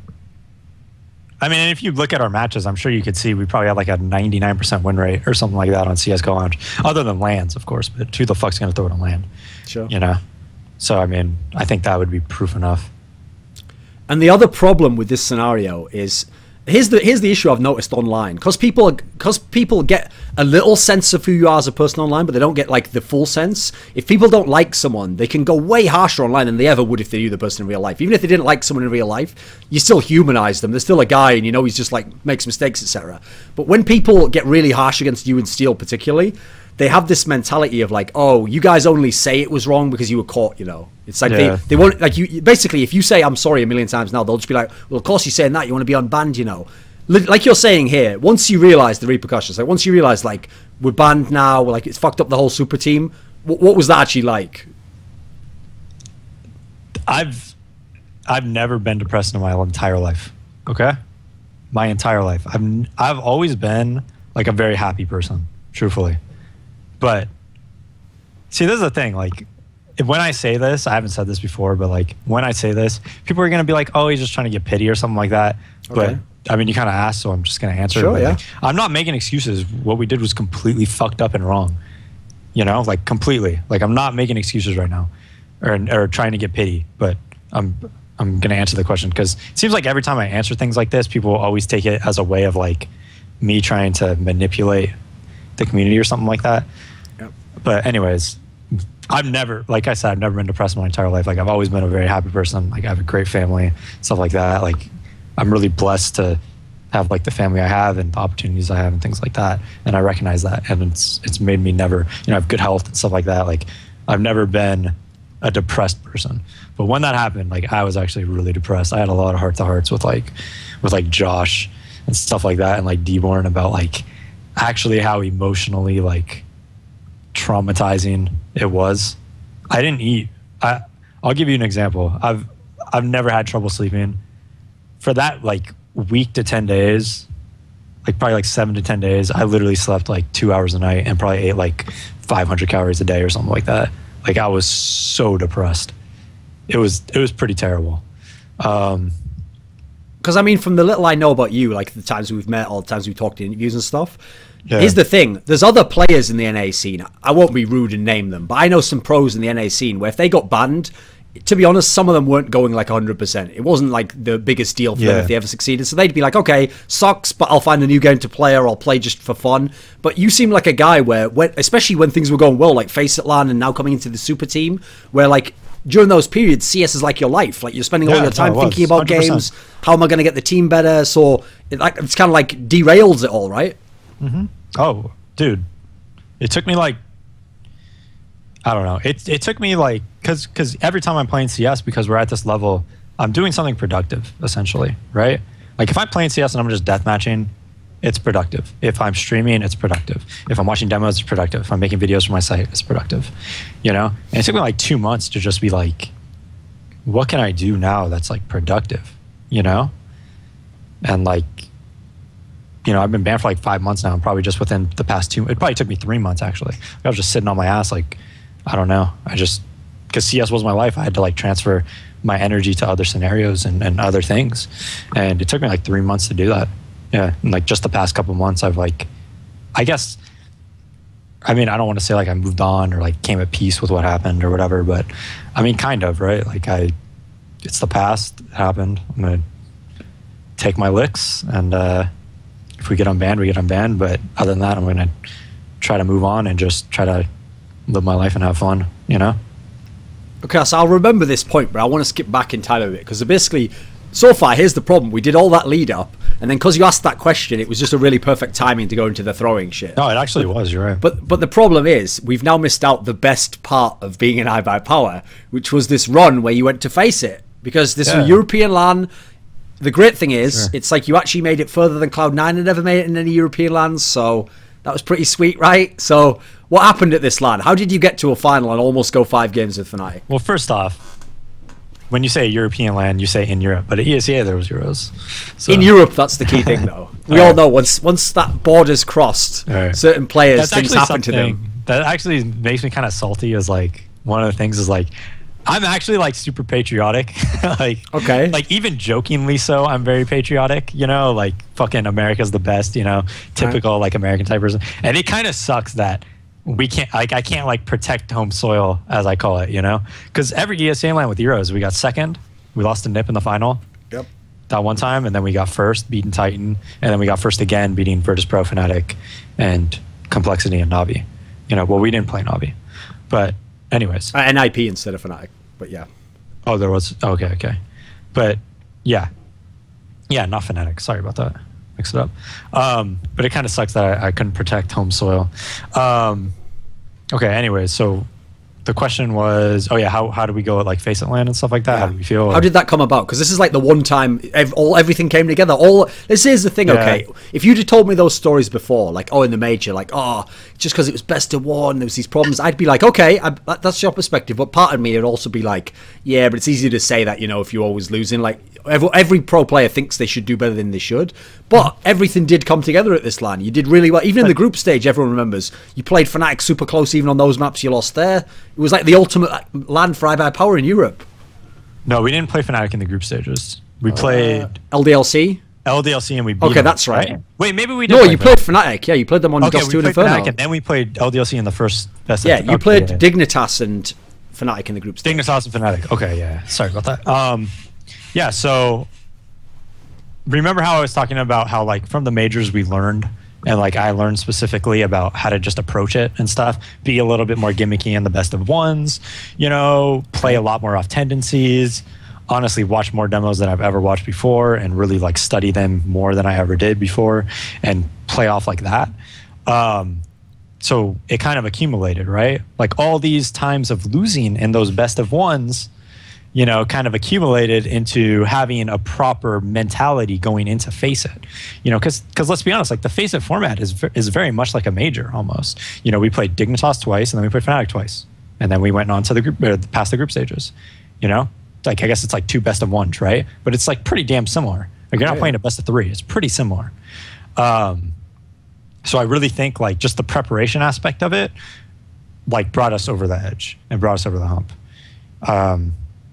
And we really, and then when we played LDLC, it's like, I mean, like you could look at my history and I've always played the French guys well, you know, always, because to be honest, those are the guys I watch the most.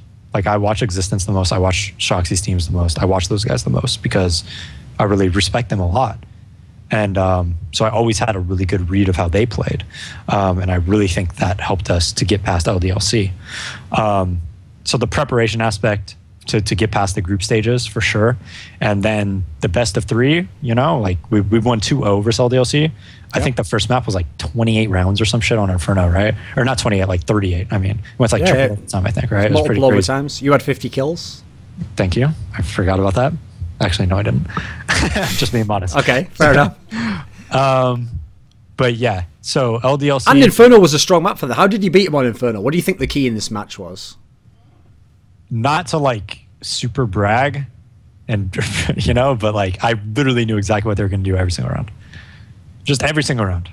Like, oh, well this happened, so they're going to adjust doing this. And they did a bad job of switching up? Yeah, basically. So we knew exactly how they played, and it really helped. And even then, you know, these guys were so fucking good, still went like 38, 40 rounds or whatever, you know, like, because they're so fucking good, even though I knew exactly what they were going to do every single round, because they still executed so well. But then on Dust 2, we actually won like pretty good.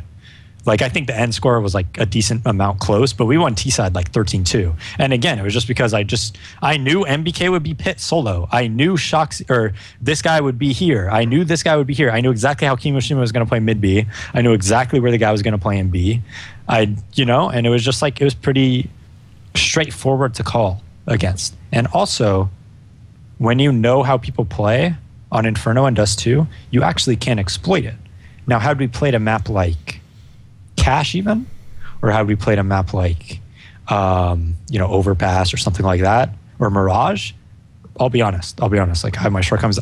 Even if I know exactly how they're going to play, I wouldn't know how to exploit them on those maps. But on Inferno and Dust 2, I know exactly how they play and I can exploit it. And on Dust 2, on T-side, you saw that a lot. We won like 13-2 or something like that on T-side. And they actually got they got like 8 rounds on their T-side before we closed it out. But yeah, that was like the main thing. So in the final, you also managed to beat Fnatic on Dust 2. And yeah, we crushed them, actually. That was I think the Inferno one was like a reasonably close one. And then, here's the thing. It all came down to that nuke game. No, Mirage, we lost. Oh, Mirage. There's nothing you could do on Mirage. And yeah, we knew we were going to lose that. We just came in playing YOLO CS. But nuke should have been winnable. They didn't play that map. Oh, 100%, man. 100%.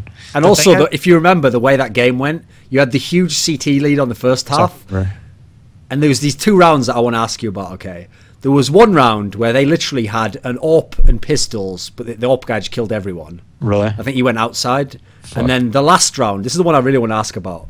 The last round is the infamous, like, this is why everyone thinks Skadoodle doesn't ever speak in a game. You remember it, dude. Of course. It's the round, I've told you, the reason it sticks in my mind. The story to it. Okay, here's the story, because the story's so unreal. So it's literally 15-14 for Fnatic. And because of that round I've just described with the AWP, they're able to buy on the last round.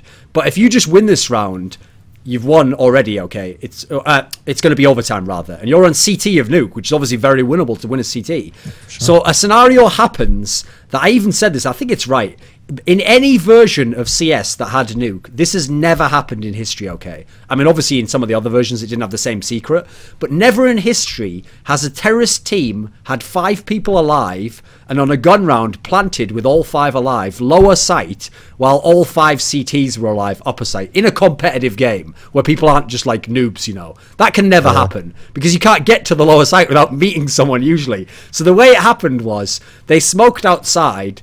And Skadoodle, it just happened to be that the way he was AWPing the garage, he just chose this one round to go to the left side of the garage and look like sort of over to the right. Whereas if he'd been on the right side, he'd at least know like, oh, they're going past the smoke or whatever. So he goes over to the left side and he's looking sort of into the mini area and up to like the rock area, but they've smoked him off. So instead of saying like, oh, maybe they're going secret or something, I think in his mind, he's just thinking, oh, they're going to rush me actually. They're like smoking off to push up on me. So he just holds the angle forever. And I'm watching like his screen at the time. And then they obviously have just gone past because they haven't gone anywhere. They can only be literally in spawn or outside still, or they've gone secret.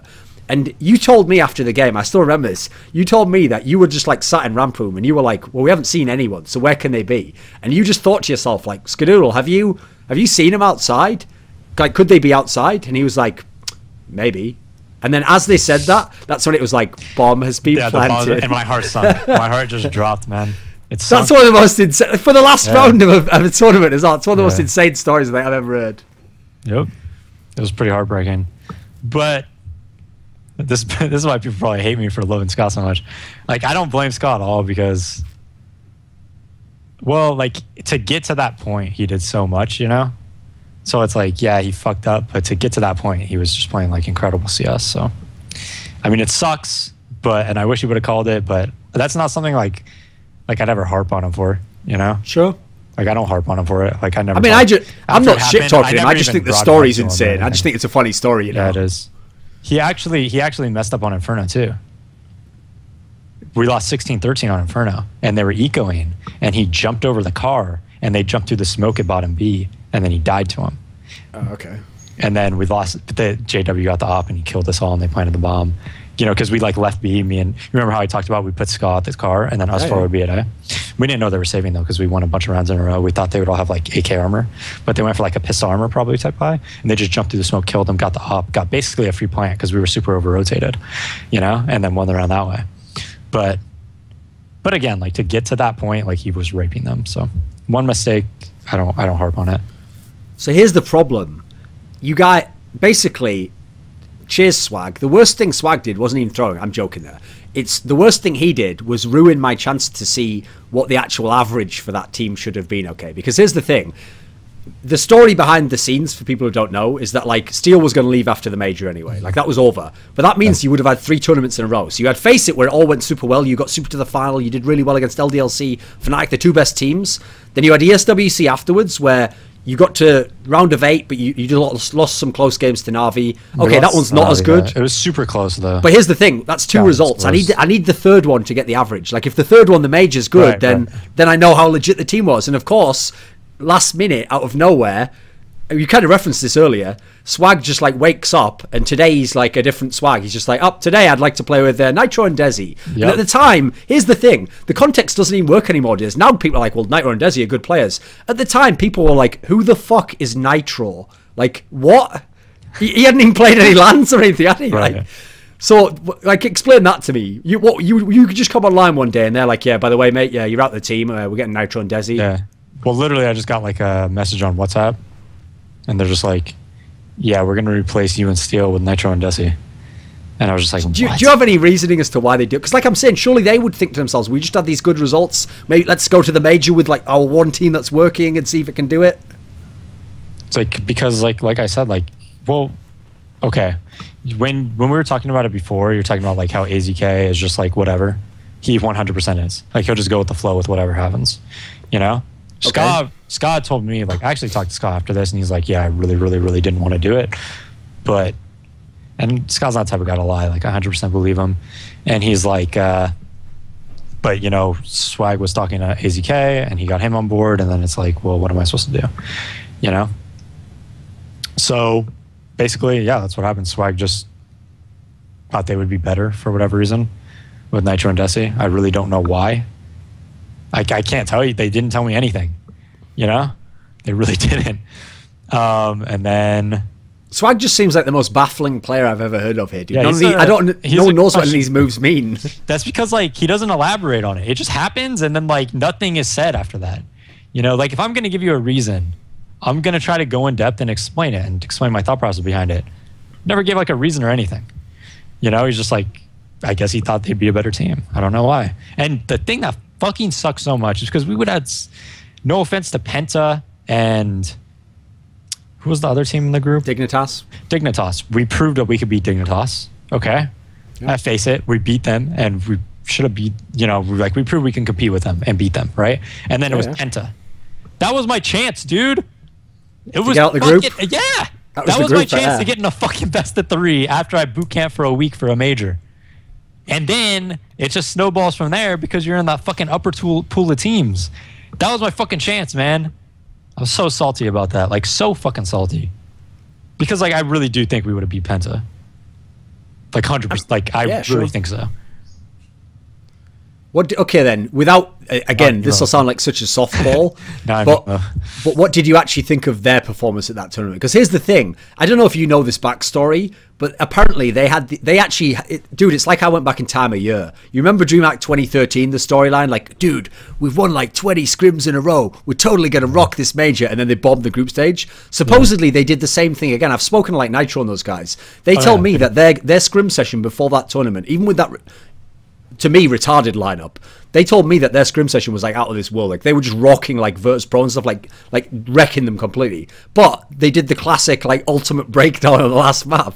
What did you think of that? Well, it's funny how like everything comes full circle, right? Because Irokanji was coaching them during that, and he would like I'm pretty, you know, like pretty close with Drew. I guess I talk to him pretty often. If you guys don't know who he is, he's like a NA 1.6 leader.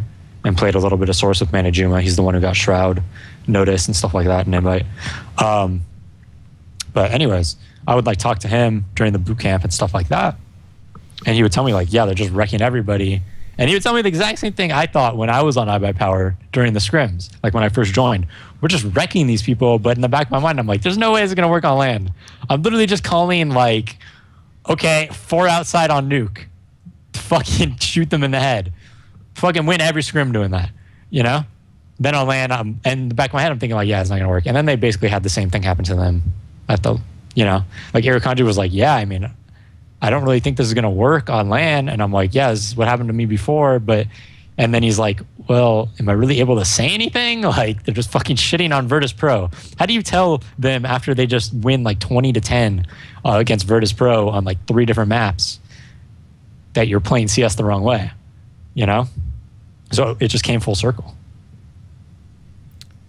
And then, unfortunately, this segment of the interview is like, oh, imagine what if. That would have been so great, wouldn't it? But sadly, we have... People think this is already like the torturous part already. Like, you didn't get to go to the major, you never got to find out what if. But the real torture is, if you remember the timing, I actually did that interview with Hiko just before he left Cloud9. And in the interview, he's like, basically, this is just before Hiko's mind changes on his thoughts on the game, okay? He's still the guy who's like, oh, I'm going to stick with Cloud9, you know, this is the right way to go. Like, he even says something along the lines, I think he said a line, because I actually brought up this topic, like, would you play with DaZeD and them if it meant you had a chance to win a major? And he literally says something along the lines of, like, I'd rather play with people I like, you know, like Cloud9, etc., than win a major with people I don't like. But essentially, in the weeks following that, he sort of reversed that decision. He literally decided, like, okay, actually, I don't really believe that. I'd actually rather, even if I have my differences with some of these people, or I've just never played with them, I'll give up playing with Cloud9 and the safety and all that to, let's do it. Let's make the super team. And God damn it, you actually got the super team made. It was there. It existed for a second, right, DaZeD? I know it was like a candle in the wind that went out, but for a minute, that super team that everyone wanted to see existed. It just never got to LAN.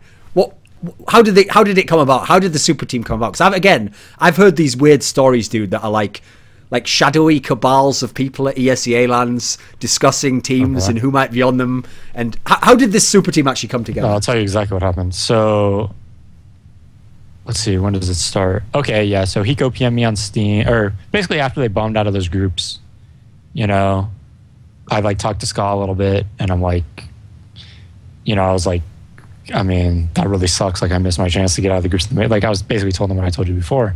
And he's like, yeah, you know, he was telling me how he feels like really shitty about it, and how like it was like a giant mistake. And then obviously Swag, because basically Swag made the decision, okay, to get like Nitro and Desi. That's what it came down to. And then after that, like, Swag was like, yeah, I mean, he basically told me, he's like, yeah, I know now that I need you to win, and let's do it. But he really wanted Nitro on the team. Now, Hiko had like a lot of contract disputes with Cloud9. He did not want to be on Cloud9 at all.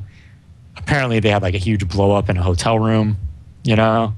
And so he was messaging me. He's like, dude, I just want to fucking win. I want to win. I want to win. All I want to do is fucking win, you know? And I was basically like, well, we need to make that happen. And so we were playing with Nitro. Wait a minute, stop right there. You just said that in such a glib manner. Remember the context of my interview. People think, okay, it was just you and Semphis who didn't get along. But in theory, you and Hiko were kind of at odds, right, for a long time. Yeah, I don't know why. So how did that just get resolved in 1 minute, you know? Well, I don't know, because I absolutely loved playing with Hiko. Like, Hiko's on like a Ska level teammate with me. Like, I think Hiko's like such a good CS player. Like, I seriously loved, like, we worked so fucking well together. He probably didn't like playing with me because I used to make a lot of gay jokes about him. Okay. All right. Like, I was really, really ruthless with TCK for like a very long time. Like, not 10 minutes would go by before like me and Trey would just make some like ridiculous joke about like sexual innuendos with Hiko. Like, it was pretty bad. Okay, so it's understandable then. You probably didn't have too much fun with that. But anyways, no, I love playing with Hiko. If he had his issues with me, he obviously got over it. I don't know what those issues really were. You know, I never talked to him about it. I mean... Okay, that was resolved then? So then moving forwards? There was nothing to resolve, really. He was just like, yo, I want to win. I want to win really badly. I was like, you know where my head's always at. Like, he knows I just want to win more than anything.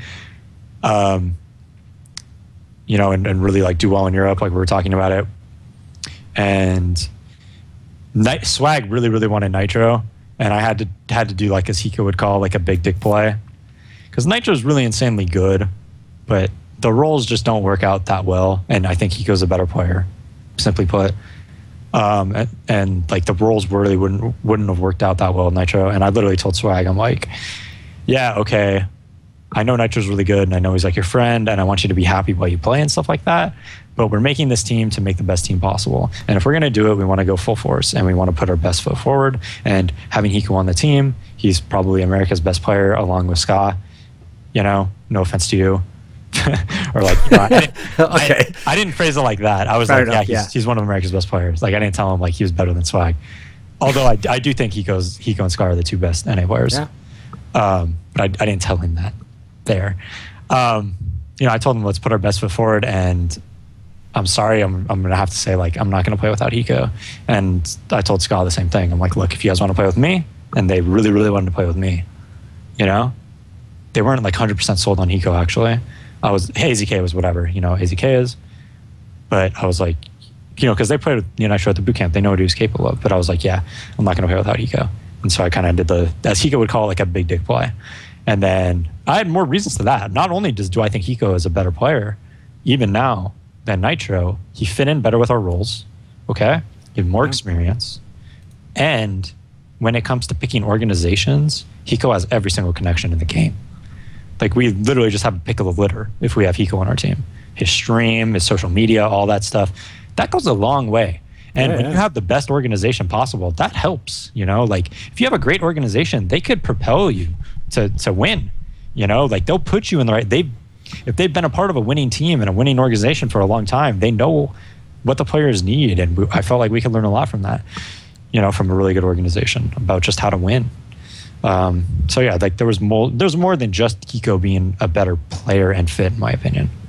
So the problem is, again, it's like this is like the most tragic ending, because we only got to see that team play in those fucking shitty MLG qualifiers, like one day after the lineup was formed. And then at the time, it seemed like a joke that you lost to Mouse Spaz because they hadn't become CLG yet. So we didn't actually know they were a decent team. It seemed like, wow, if they lose to these onliners, maybe it's because you know what? There's a certain type of person where if you hear about the dream team, they want it to fail. They want it to be like it wasn't the dream team. What would that team actually, do you think it would have been like if it could have played like 4 LANs? Well, to address the earlier part, it's like we literally, like, I wasn't playing with the team for a month before that. We literally just got on and were pugging, you know? Nothing, like, it's, and the thing about it is in CS, if you ever form a new team and you try to play like proper Counter-Strike, you're always going to be worse off in the start than if you would just run around and be idiots and pug and everybody take every aim duel, right? And we were trying to play like that because remember, like I always want to try to build that base, you know, because that scrimmy type shit, it's not going to work on LANs. So we were trying to play real CS and we were basically a complete pug, and that just never works. And they've been a team for like a year and a half. So yeah, they beat us fair and square, man. But we did play them 2 weeks later and crush them on Nuke for ESEA. You know, and at every single scrim we played with that roster, we won handily. And we weren't playing scrimmy CS, we were playing proper CS. Like, that was by far the best roster I've ever been on, with the right group of players and the right players in the right roles and the most skill and just the best players possible, simply put. How would we have done? I really think that it kind of depends, like the majors again, or like I just think we would have been able to compete with anybody. I think we would have been more of like a, I mean, who knows if we would have won an event or anything like that, but I think we would have been kind of like a Virtus Pro where we're pretty consistently getting like 5th, 6th plus and above, 5th, 6th, 3rd, 4th. Maybe we make a final here and there and stuff like that. Like I really believe that. Over time, who knows? Because like I said, like, every time I went to a tournament, I felt I improved, not only from an individual standpoint, but as a team, and like learned something. So who knows, you know, a year from now where we would have been. How would that team actually have worked? Like, what were the roles? What was the design in place? Like, why it would have been the ultimate team, you know? Well, the roles were like so perfectly set because you have Hiko and Swag, right? Both loving the map control type lurk spots, but Swag is probably the best trade killer in the game. Like, if you have Swag going in 4th, he's going to get the trade kill every single time. Then we moved, and before on iBUYPOWER, it was AZK and Steel, or AZK doing that with Swag, sorry. And that's not Kevin's role. Kevin's role is like being up front, being entry fragging, being aggressive. That's his best role. So we would have me and Kev going in first with Ska setting us up, and then either Brax going in with us or Hiko going with us, depending on which site we're hitting, and then a clutcher with, you know, basically either Swag and Ska clutching and whoever was live with the trades, or Hiko and Ska clutching, essentially, right? So it was like T side, it worked perfectly to set up like more of a default style CS, you know, where we can get map control, and I don't have to worry about, you know, you never have to worry about Swag getting abused really or Hiko getting abused, even if Nax and Neo push him. If we do a 4-1 and Hiko's by himself, he should be fine, like almost every time. Same thing with Swag. If we do it at the other side of the map. And then on CT side, it's just like gold. Like it's just like the god team for CT side. You have the best opper. You have Ska and Brax and Hiko, who are by far the best solo site players in NA. Nobody even come close. Like both guys are like on that Crims level of solo sites. Like that's how fucking good they are. Ska, best opper. AZK, who's like, you just put him in spots where he can kill people and he's going to be really consistently killing people, you know, and playing like some of the most important spots like mid to be on Dust 2, port, stuff like that. And then in my opinion, like me as a rotator, I'm going to help set everybody up and just set the table and always be in the right spot to either support my teammate, read the other team, and set my teammates up to you know, succeed at the highest level possible. So CT side team, we would have been 100% God mode. T side, it might have taken a little work, but the rules were there. The reason it might have taken a little bit more work is because Swag and Hiko are both very slow players, but I would have needed them to play with the team, not be afraid to die type players, you know? Now that that team doesn't exist, and at least for the foreseeable future can't exist, basically, we've now got into a world where Hiko and Skadoodle were like these fucking Ronin who were like wandering the wilderness, like looking for a worthy organization to represent. And apparently they were like allied. Like Hiko told me, like, listen, like he was taking a long time to pick which organization, but he was like, listen, I'm trying to pick one where it's like me and Skadoodle will be together because, listen, I mean, the rest of the lineup's gone, but at least we can stick together. We can like build a base. And obviously that didn't end up happening. Skadoodle went to Cloud9. Hiko's gone to Neelam. Can NA ever have like a team that could make the final of a major without those two players together? Do they have to be on the same team, do you think, for it to be possible, at least now? I mean, to go to the finals of a major? Something huge, you know, not just like a one-off run. Well, the issue is everybody's going to be under contract for a while, so you're not going to see like a really great group of players playing together because everybody's just under contract. So I don't think it's going to happen, but you know, who knows? The problem, I talked about this before, is like there's like 7 or 8 people probably that are unbanned, or 7, maybe 6, 7 people who I consider like tier 1 players, but like everybody's separated, you know, 2 players on one team, 2 players on another, 2 players on another. And so I don't know. I don't think it's going to be a possibility because everybody's just under contract and these orgs just, you know. I mean, you just talked right there. I just think it's a huge issue that there's no freedom of movement between players, but at the same time, it's kind of good to build that consistency. But then again, it's like, it's really dumb because some of these players have no clue what they're worth, man. Yeah. No, like, that's the thing. Jesus Christ, it's ridiculous. That's why that NA shuffle thing killed me, because I saw these players and I was like, okay, I don't care which team they go to, but let's just get the good team. And then we're like, nope, you're all staying in your own teams. Great. So let me ask you then, as a hypothetical, I want you to give me a real team that could work okay. So the players that are out there in NA now, just make me a 5-man team. And instead of going like the superstar route, like just the 5 best players, we're going to try and make a team that actually it'd have like a style or something, you know. So for sure. Pick me one out. Who would you want right now? I mean, I'm going a little like off, you know. Okay. But I would actually definitely have the trio of Hiko, Ska, and Shroud, 100%. Right. Those 3. And then, see, if seangares can prove that he could lead a team by himself, I would do him as the in-game leader, and kind of hope he could be my existence. And that's if he can prove it. If he can't prove it, I'd have Semphis with him because they've proven that they could have good results together, calling off each other and things like that. Okay. If Sean can do it by himself, though, instead of Corey, I'd probably pick someone like Tarek or Nitro. So you know the first lineup you made there is literally just Cloud9 with Skadoodle. No, Hiko's not on. No, in the old lineup, the one that made that 5 Cologne, you just put Skadoodle on Cloud9 there. Yeah. That would work as a team? Oh yeah, for sure. So you alluded to something that I want to ask you about. So as kind of like someone who was his rival and has played with him even, one of the weird things that I find it really hard to figure out seangares, because if I talk to him in isolation, away from his team, and people see this on analysis desks, he is so smart about CS. He has a really good mind for the game. You can tell he's done his homework and watched demos, and he understands why rounds play out the way they do. But then he's one of those guys where when he then goes back to his team, and I watch his team play, I'm like, either they're just not listening to him, or he's just not doing this stuff. Like seangares, the analyst, is not the guy I'm seeing in Cloud9 games. So it has to be one of the two. Either he's like not a very forceful person and he can't make them do it, or people just don't listen to what he says.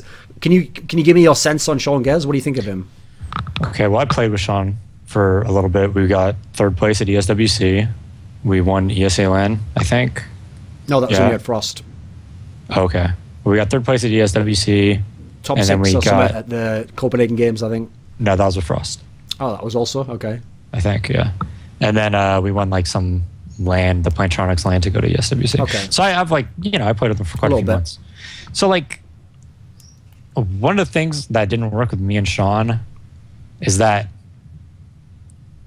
Sean like wants to be a chief, and have the control and stuff. But the problem is when another like chief kind of stands up and is like more vocal about stuff, he'll kind of just like let them, do their thing and take more of a back seat. And Corey is like that a lot. And so is Jordan as well. Like Jordan speaks a lot about what he thinks and stuff like that. And then Sean will be like, he'll kind of do the thing where he's like talking and then like say Jordan or Corey or myself would talk or something like that. And like, I remember very vivid, he'd be like, well, I don't know, and even though he has like a difference of opinion, he'll probably just like not be confrontational about it, So that's kind of like how he is as a leader, and then that's why I said, like, if he could prove that he's going to lead by himself, I would pick him solo as a strat caller. But if he can't, then, he'd need like that secondary person. The reason it didn't really work with me and him, though, I don't know if this is really part of your question, but I'll answer it anyways, is because, I mean, like, I'm completely at fault. I didn't really respect him too much as a player. I was literally like on Quantic trying to teach him the game, like how to crouch peek, how to like do this, how he should peek this angle. And I wasn't even a robber, and like showing him all the shit I knew from source and like stuff like that. And then like I would make I was kind of an asshole. I would make jokes. Like he'd like shoot a bunch of op shots and I'd be like, wait, what?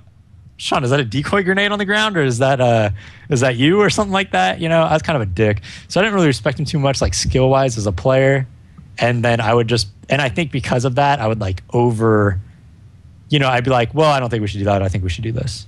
Looking back, if I would have just like let him lead and just literally focused on being like a hybrid op rifle and killing people, we probably would have been like a lot more success, like we were at ESWC when we got 3rd, But instead, like, I was just kind of like a fucking dick, and kind of like, I didn't like so much push him out of the team, but I think he knew like, well, this guy really doesn't respect me as a player. And like, I never like vocalized it like, yeah, we should replace Sean or anything like that. But I think like intuitively everybody knew that I just thought we'd be better with someone else, Okay, so the problem is you just said the joke there that set me up for my other question, because I wanted to ask you about AdreN. Now, I'll give you credit. That was your joke, okay? When I said it, at the Gfinity, I made a comment like he basically buys an AWP every round, but I'd never seen him kill anyone at these LANs. You made the joke that like it's like a 5k decoy grenade, basically his AWP, because he's just making an AWP sound. Yeah.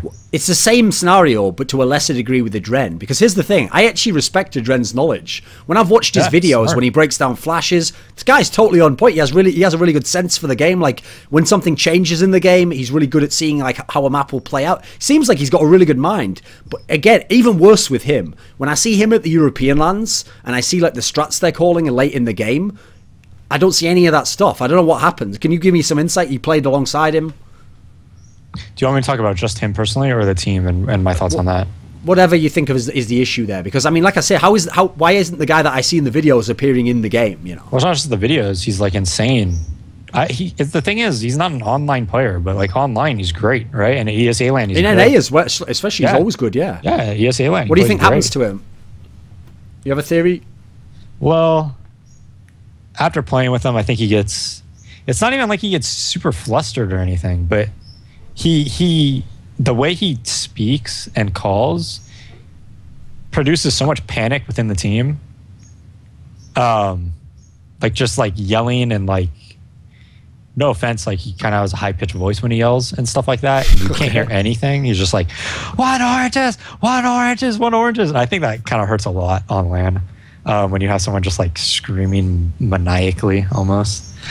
Him as a player, I mean, it's tough to say. Like in Source, he never had that problem. He was always like the best opper, you know, coming into European lands. And he always performed super well. It just seems like him playing a default op status, he isn't good enough against the other hoppers.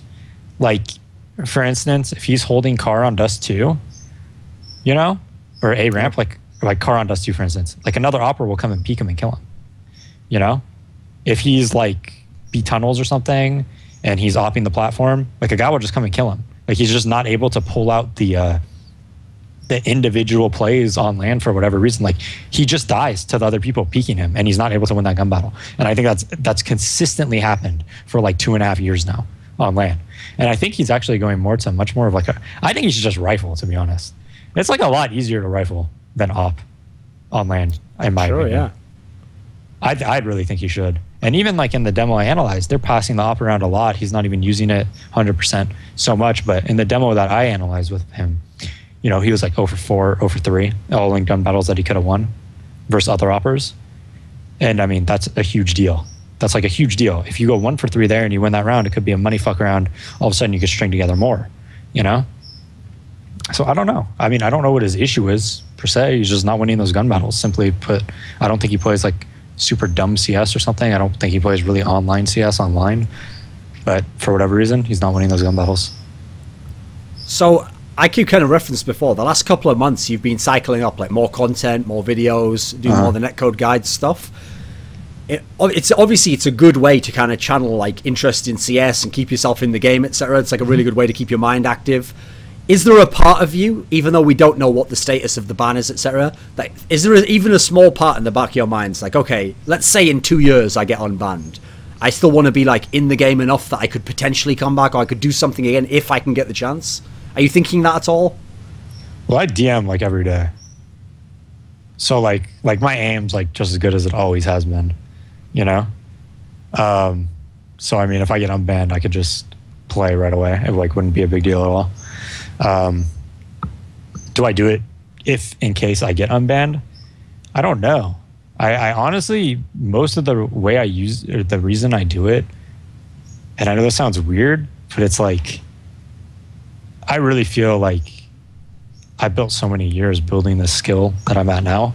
Sure. And to just like throw it away and just not keep it, it just feels like so wasteful, you know? So like I'll like DM, and I don't mind DMing, you know, I'll put on some music, DM for a bit, and I'll DM, and I'm like, sometimes I'll be like, you know, I'll ask them like, why am I doing this? And it's just like, it just seems such a waste to like just throw like what I have out the window, I guess, you know? Because people don't understand, like, people think like I'm not known for having like the best aim or anything like that, but like I think my aim is like really, really fucking good, you know? Like when I aim map and shit like that, like I trace heads like it's nothing, you know? And I just don't want to lose that. I don't know, it's just something I don't want to lose, so I just do it. I don't know if I do it hoping I'm going to get unbanned, but if I did get unbanned, I would definitely play for sure as of now, you know? So one of the other ways that you're able to stay in the game is specifically because you've done all these videos and this criticism, etc. Teams apparently, I mean, it's obvious now that one of the steps that's going to happen, especially in NA with all the money that's been injected, is like, let's get coaches for these teams. And so people like you and Steel are obvious candidates because you would. One of the problems with coaches, I've always said, and why they won't exist in general in CS, is that anyone who's a really good in-game leader in terms of like strats is just going to play. Yeah, so exactly. Okay, so me and you know that Existence would probably be like the dream coach if you could understand French.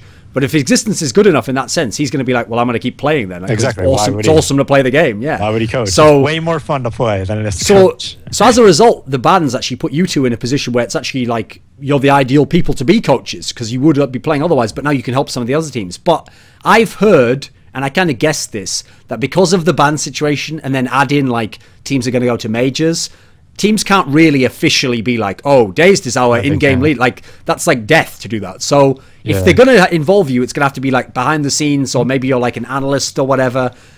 Is this another aspect where, let's say you never got unbanned, is this a way you could still like keep interest in CS and still build something? Would you like to do this in long term with some teams in whatever capacity? I've been coaching now, but I mean, people have so many matches now, like the team I'm coaching. Like, I mean, it's only like 10 hours a week maybe. Do I enjoy doing it? Do I think like I could do it in the future? I don't know. I've gotten like probably 10 offers to coach teams from Europe and NA. Okay. And every time the org's just been like, no, it'd be too much of a PR hit. Or else, if it wasn't a PR hit, I probably could be making like $4,000 a month coaching, you know, just coaching, because they don't bid against each other, right? But yeah, like it's just too much of a PR hit to really like do it. So I can't go to the LANs with them and coach or anything like that. So I'm just doing it online, like a part-time job almost. Can DaZeD, the coach, because he's not inside the round itself having an impact, can he just be like this analyst, like, listen, on that round, I'd like you to do it differently and do it this way? Or is he still the guy who's like, why would you do it that way? Like, never do it. You should. You still like that? 900 billion times different. Okay. Like when I'm coaching, I'm just like, I'm like the positive guy. I'm like, look, guys, it's fine. Like you're losing now, but just, you know, try not to do stuff gimmicky. Just work on your default and stuff like that. Like losses happen and stuff like that. You know, I've never once raised my voice, never once done anything like that. It's so much different when you're not in the competition yourself. Like when I'm in competition myself, and this goes with like every sport I've ever played, I'm like fucking ruthless, you know? Like if you like playing basketball, like, you know, like even like friendly shit, man. Like if my friend's like, hey man, you wanna like spar or something, I'm going like 110%, you know? Like I can't, like when I'm in competition, I can't turn it off. But like I'm outside the competition enough where I'm just like, you know, yeah, I mean, this is the thing, if you did that, this would have happened. You didn't necessarily maybe make a wrong play, but I think if you do this, it probably has more options for you. Stuff like that. Like I'm like, the thing about me is that I hate the person I've become in competition, dude. I'm completely honest with you. I hate it, dude. I don't like being that person, but I don't know how to flip off that switch. I hate it, dude. I really hate it, dude. I hate the person I've become. Like, I don't like that person. If any CS players, like you talk to any of them and they talk about me like outside of the game, like I guarantee you, they probably have nothing but good things to say. Like me and Corey, we always, even throughout like our troubles in the game and during competition and stuff like that, outside of the game, we were always like awesome friends, you know? And you could almost say that about every CS player that I've ever met. Like there's almost nobody who's like, yeah, man, I don't like DaZeD as a person after meeting me and like the real me. But competition me is the worst, dude. I hate the person I become. I really do. But I don't know how to flip off the switch. I don't. As a hypothetical question, if for some reason, so say you weren't banned anymore, if we could sidetrack all these problems with NA, so I can make you, I'm gonna transport you to Europe, okay? And in fact, it can be any era of CS:GO. Which European team would be like the dream DaZeD in-game leadership I thought about team? that. Dignitas for sure. Dignitas, why? Yeah, because first off, I think Zipnix is like super underrated. So we're on about the one that became TSM now, yeah? Yeah. Okay. Yeah, I'm not playing with the other guys. Okay. The current one, I wouldn't choose that team. Not that there's anything wrong with them. I just don't know them at all. Okay, the reason why is mainly because, like, although Fetish is a really good in-game leader, and they got some really good results with him, I really think I could have elevated their play much higher than what they were by just like very simple things, like super simple things. Like they really played a nip best play style on CT side, you know, like they never switched it up. It was always just like one arch, one porch, one pit, stuff like that. You know, I really think I could have like broadened their understanding of the game and really gave them a better like understanding of how to play CT side, where it's not just it's not just 5 individual guys, you know, but it's an actual like team thing and you know, switching up your setups and all this stuff and how to do it and how to read the other team. And I think I could have really helped them there on the CT side. And then on T side, like the way they were winning rounds, they were always like just jumping through smokes and shit like that, and they were super comfortable doing that. So it was like, well, I could, and they would always just do executes and shit too. And like that stuff, like that's really easy to call. You know, I could like come in there, and if I just like know the smokes that Fetish is doing, for instance, or something like that, I could just like be like that guy and just like we wouldn't miss a beat, you know. But I really think I could have added something as well, just like from demo watching and playing off like people's tendencies. And I think they had the skill level like bar none to any other team. Like their skill level is insane, right? Yeah. you know? So like I think they could have played a more like 4-1 type play style and like stuff like that, you know, and I really could have added a lot to that team. What were you going to say about Zipnix there when I interrupted you? What's up? I think you were saying something about Zipnix when I interrupted you. First I said first off, like I love the way the guy plays the game. I really like him as a player. All of them seem like super easy to get along with, you know? Like I just think it would have been a really good fit. Like honestly, if I was in Europe and they got rid of Fetish, like when they got rid of him, like I think I could have been like an in-game leader and actually made their team better. Not that there's anything wrong with Fetish as an in-game leader. I think he's awesome, but I think like I could have taken what Fetish built with that team and added more to it, like on top of it, you know? Well, I mean, a guy's done that. His name's Carrigan, right? Yeah, exactly. So let me ask you this then as a final topic. We'll go on that topic there then. So at the moment, TSM won those 2 LAN events. They beat Fnatic 3 times in best of X series, but we haven't seen them at a few LANs now. So the question with them is, will that be like the one-off run where they were super sick and now they'll be a top team, but maybe they won't win every LAN?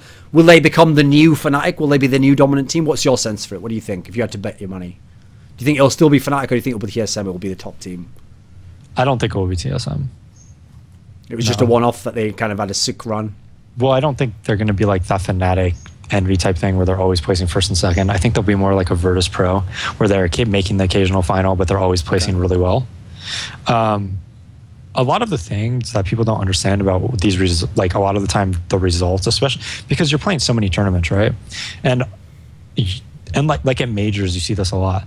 The skill ceiling of your team, right? The absolute peak when everybody has 120 hours in the past 2 weeks played. Everybody's deathmatched, right? And the thing that people don't see at these results is like, okay, maybe TSM, like I don't know how much the other European teams are playing, but maybe TSM had those 120 hours and then Fnatic only had like 40. You know, they really just didn't prepare as much. Same thing with Envy.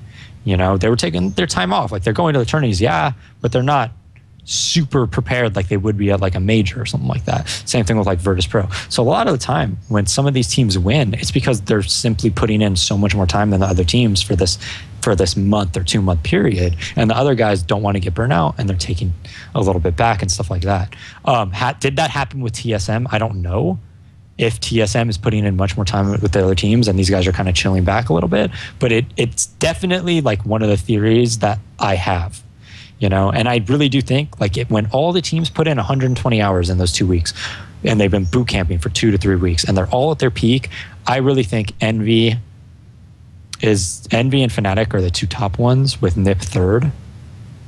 Maybe like with TSM and Virtus Pro there too, kind of lingering around, and those are like the top 5. You know, and maybe Navi a little bit off Navi a little bit away from that, but then matchups go into it too, like who has good maps, who has good maps. So any of those teams could be any of those teams, right?